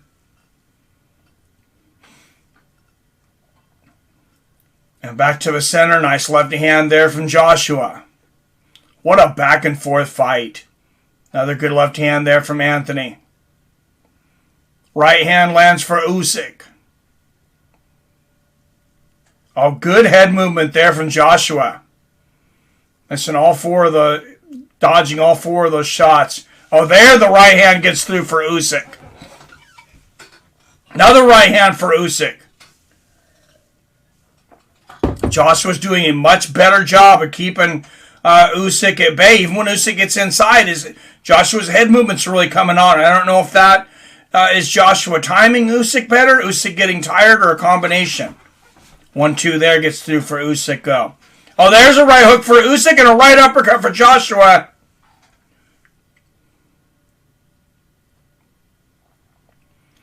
Straight right for Joshua, right hand Usyk. Anyone's round with 50 seconds left.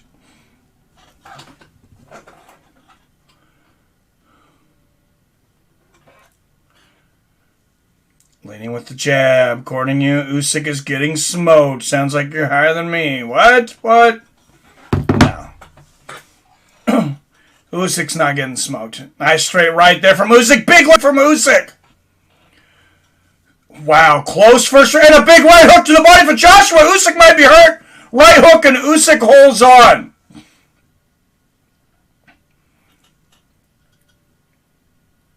This is such a hard round to call.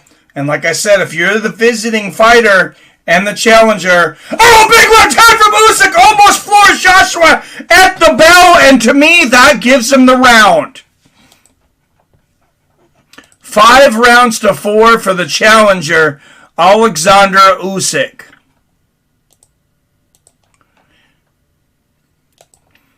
And seems like they timed it out just right where I'm not going to get much sleep before UFC starts. I was hoping to take a little nap. Usyk's starting to slow down. I got 6-3 Usyk. I got 5-4 Usyk now. 86-85 Joshua after 9 rounds. Says Billy Hughes, where are we at, Robert? Hey, Jesse Nelson says, not to me. I would have thought the fight is either close or Usyk winning. Listening to you. Thank you, Jesse. Robert says 86-85 Usyk. So we now have our first split decision between the three of us. Me and Robert for Usyk, Billy for Joshua. Oh, nice right hand from Usyk to start the 10th. Let's go, Usyk, says Jong.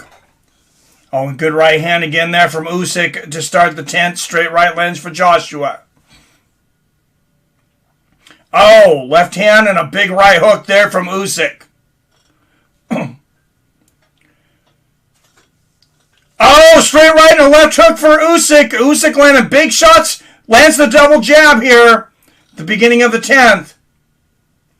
Straight right lands for Joshua. Oh, big right hand there from Usyk, right on the chin. Another right hand for Usyk. Oh, 1-2 lands for Usyk, right on the chin, and another right hand. as Joshua comes in. Straight right lands for Joshua. I don't know what the first row viewers expected for 10,000 pounds, but they're getting about as good a fight, I think, as you could expect. Hopefully they're making some business connections, too. Nice left hand there from Joshua. Double jab lands for Usyk. Make no mistake, though, this has been Usyk's round so far. Right hand lands for Joshua. Right as I said that.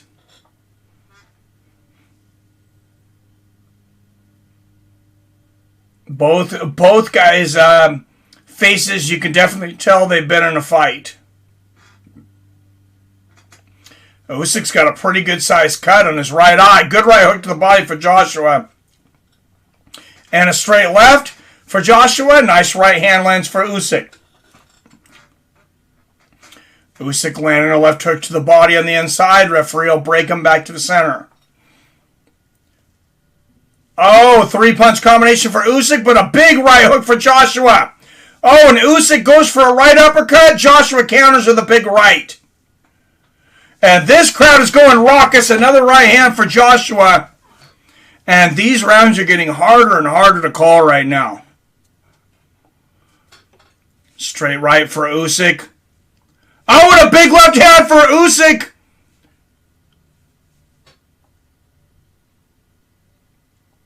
Good head movement inside from Usyk. Lands a straight right. Very, very close round here.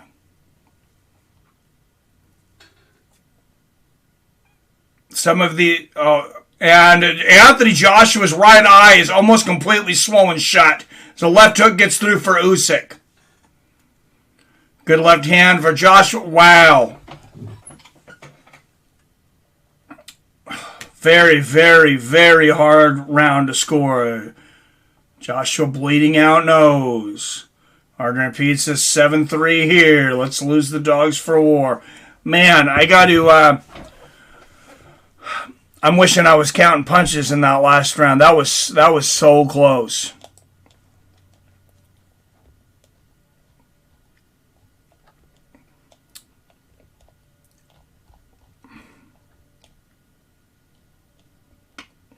But you know what? I think I have it. I have it 5-3 in favor of Usyk. 96-95 Usyk, but Fu can close. 96-94. Joshua after 10 rounds. We still have a split decision. All right.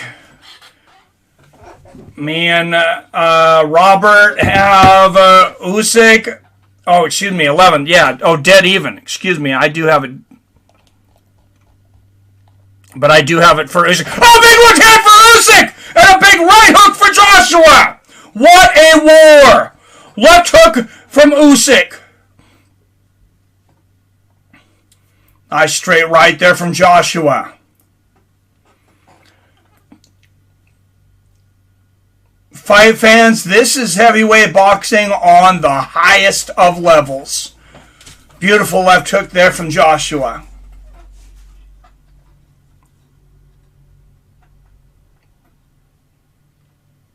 Straight right lands from Anthony. And a good jab there from Anthony Joshua.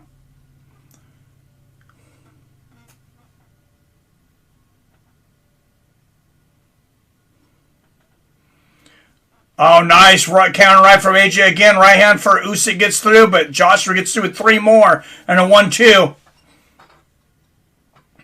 Anthony Joshua having his best round in a while here.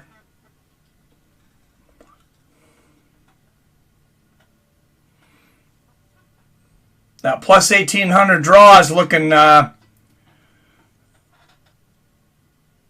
pretty good right now on those live odds. Good left hand gets through for Joshua. Excuse me, this is round 11. I still had round 10 up. Round 11, guys.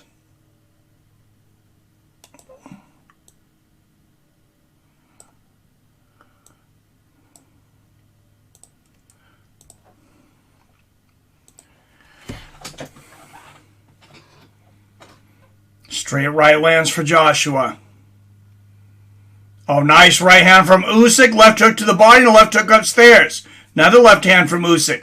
Joshua, I believe, really needs this round. Good exchange of right hands and then clinch. Oh, nice right hand from Joshua. Big right hook from Usyk. Another right for Joshua. Another close round.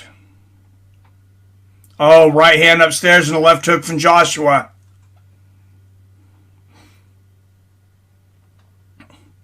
Another jab lands for Joshua. Oh, good straight right lands there for Joshua. Another left. 1-2 gets through for Usyk. And I mean, Usyk, his defense, his hands are up so tight. Joshua has to wait for Usyk to throw almost. Oh, right hand upstairs. Left hook to the body and a right hand for Usyk. What a close round. And Usyk may have stole that at the end. I did give it to Joshua. I have it 6-5 in favor of the challenger, Oleksandr Usyk. And it all comes down to the final championship round.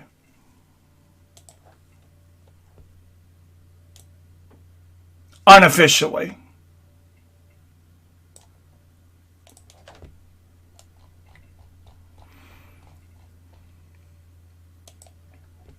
And there is the legend, Vitaly Klitschko, in the arena, watching, rooting, of course, for his countryman, Oleksandr Usyk. This is for Klitschko, Joshua, and Ruiz. Yippee-ki-yay. Joshua going to need a knockout. This is Pete. 105 to 104, Joshua after 11 rounds. 105-104, Usyk. Says Robert, I also have a 104 Usyk. 105-104, Usyk. Good combination from Usyk. Oh, straight right and a left hook from Oleksandr Usyk. Another straight right. Usyk coming out like a cannon once again. Nice left hand there from Usyk. So on my card, Joshua needs to win at least this round to make it a draw. Roy Jones Jr. and Robert can agree with me. Nice 1-2 there from Joshua. Good 1-2 for the body from Usyk. Right hand lands for Joshua. Oh, double left hook from Usyk. That stunned Joshua.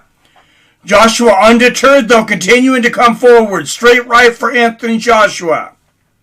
Say whatever you want about Anthony Joshua. He has gained my respect tonight. Oh, big 1-2 from Joshua. Lands a right hand and a big right hook from Usyk. And Oleksandr Usyk definitely gained my respect.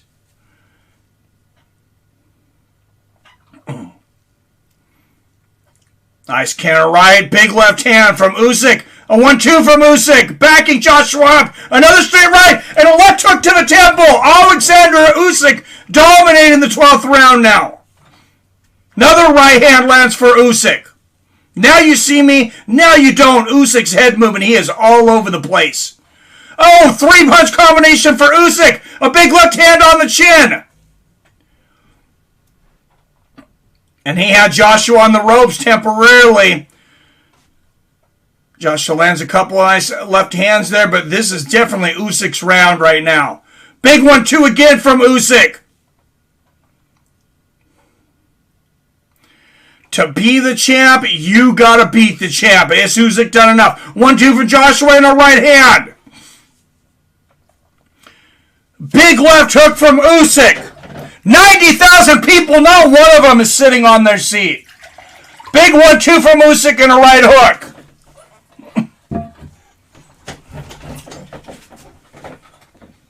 And a right hand from Joshua. Left hook from Usyk as he pushes Joshua away. He's just no holding. I will not be denied. Right hand from Usyk.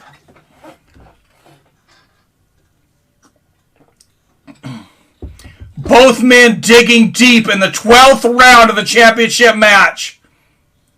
And a big right hand from Joshua as he comes back with some defense ducking those shots. 1-2 from Usyk. Big left hand and right hook from Usyk. Right over, big combination from Usyk. Joshua's hurt. Joshua's hurt. Joshua's hurt. Right uppercut. Left hook. Joshua wheeling on the ropes now. Joshua survives. Oleksandr Usyk dominates that round. Wow.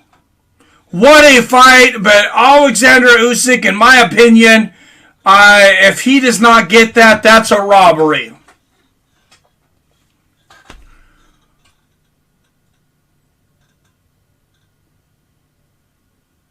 Wow.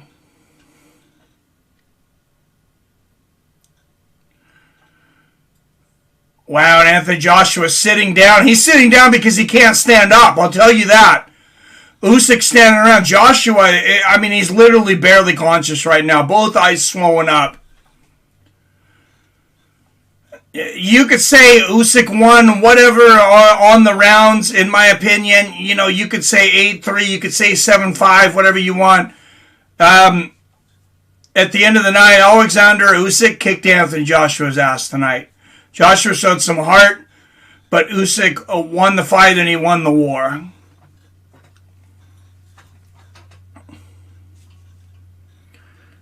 Joshua, you bummed. To Fade City you go. Outstanding fight. Rematch. I think there'll be a rematch. They still give. I haven't heard the decision yet. Joshua will win. Home judges, says Lex Luthor. Well, we can hope not. But we've seen worse decisions in England. This will be pretty bad, though. Look at Usyk coming over to Joshua's corner. I mean, he's barely conscious still sitting on his corner. And they're trying to explain something to him. Joshua's completely out of it. I mean, he was sitting on the ropes at the end of the round as Usyk battered him. Josiah says, we're about to witness a robbery. Yippee-ki-yay, Joshua did enough. Did enough for what? Now they give it a draw. The rematch will be. I have a feeling, Pete, that you might be making a lot of money tonight. That's why I said if anybody can take up that plus 1,800 on the draw, throw your money down. And both commentators saying there is no path to victory on their card for Anthony Joshua. Oleksandr Usyk, I believe, won at least 7 rounds to 5. Now he has to get back past 3 hometown judges here in England.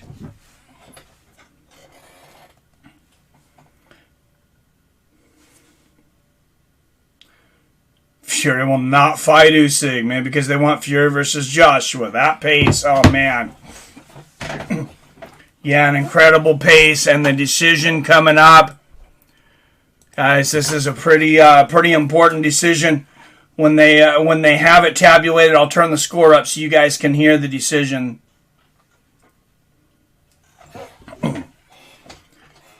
Anxiously rubbing hands together. How long does it take to add the? Oh, here we go.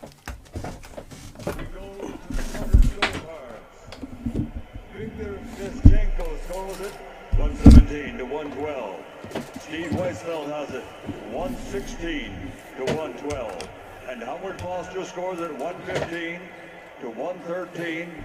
All 3 unanimous decision. Winner by unanimous decision. And we have a new heavyweight champion, ladies and gentlemen. Oleksandr Usyk is your new heavyweight champion. And Ukraine will be partying in the streets tonight. Moving to 19. Because you now have a man who won an Olympic gold medal. Unified the cruiserweight belts. And now has all the heavyweight belts but one. Congratulations, Oleksandr Usyk. Fury will F him up, says Trippy. I don't know. Damn, you guys says what? WTF and new. Usyk unanimous decision. I was close. You were right. You were. UFC time. Kept it on him all night. Third fighter to win cruiserweight and heavyweight titles. Yes. Usyk versus Tyson Fury, says D. Brown. All right, guys, and we have about 50 minutes. I don't know if you guys are going to get a notification. Don't go anywhere yet, please. I have the next fight scheduled for the next stream scheduled for 50 minutes from now, 4 p.m. Pacific, for our UFC stream. But that's going to put me at 4 notifications in 24 hours. I believe it may. I'm not sure. But make sure and come to the channel at 4 o'clock, even if you don't get a notification. I promise we will be starting then. Oops, I forgot. October 9th, Deontay Wilder knocks out Tyson Fury. Oh, yeah. We are just 2 weeks away from Fury Wilder 3. All right, guys. Do not go anywhere. Congratulations, Oleksandr Usyk. But like I said, come right back. We have a UFC. Valentina Shevchenko defending her championship against Lauren Murphy. We got Alexander Volkanovski defending his championship against Brian T-City Ortega. And then the return of motherfucking Nate Diaz taking on Robbie Lawler in a long awaited rematch. How long ago? 209 months to be exact. As Joe Rogan puts it well. He looks over at Robbie, goes, "Stockton, motherfucker! Stockton!" And he starts walking around, "Stockton, mother..." And Robbie's like, what the fuck is he talking about? What does that even mean? Yeah, exactly. And then the entire time the fight is going on, like, "What, bitch? What you gonna do, bitch? What you gonna do, bitch?" And then he'd hit him. "Oh, bitch, I just stung you, bitch." And he'd be popping him. And every time Robbie Lawler didn't talk back to him, but you could clearly see he didn't anticipate that.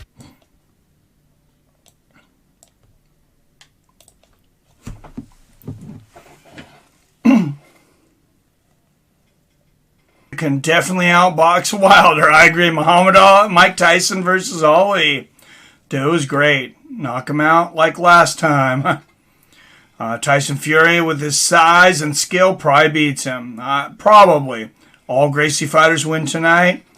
R.I.P. Nick Ruthless KO from Robbie tonight. All right, Billy's picking the losing side. Robbie Lawler. Boo, Billy. Boo. Just kidding. I love Robbie Lawler too. But we've waited a long time for this man, Nick Diaz, to come back inside the cage.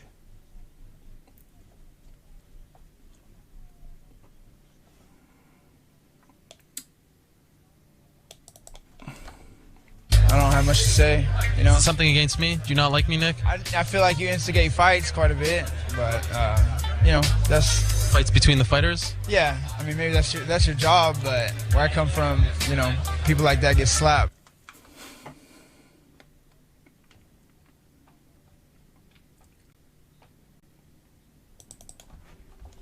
He does. He gets into.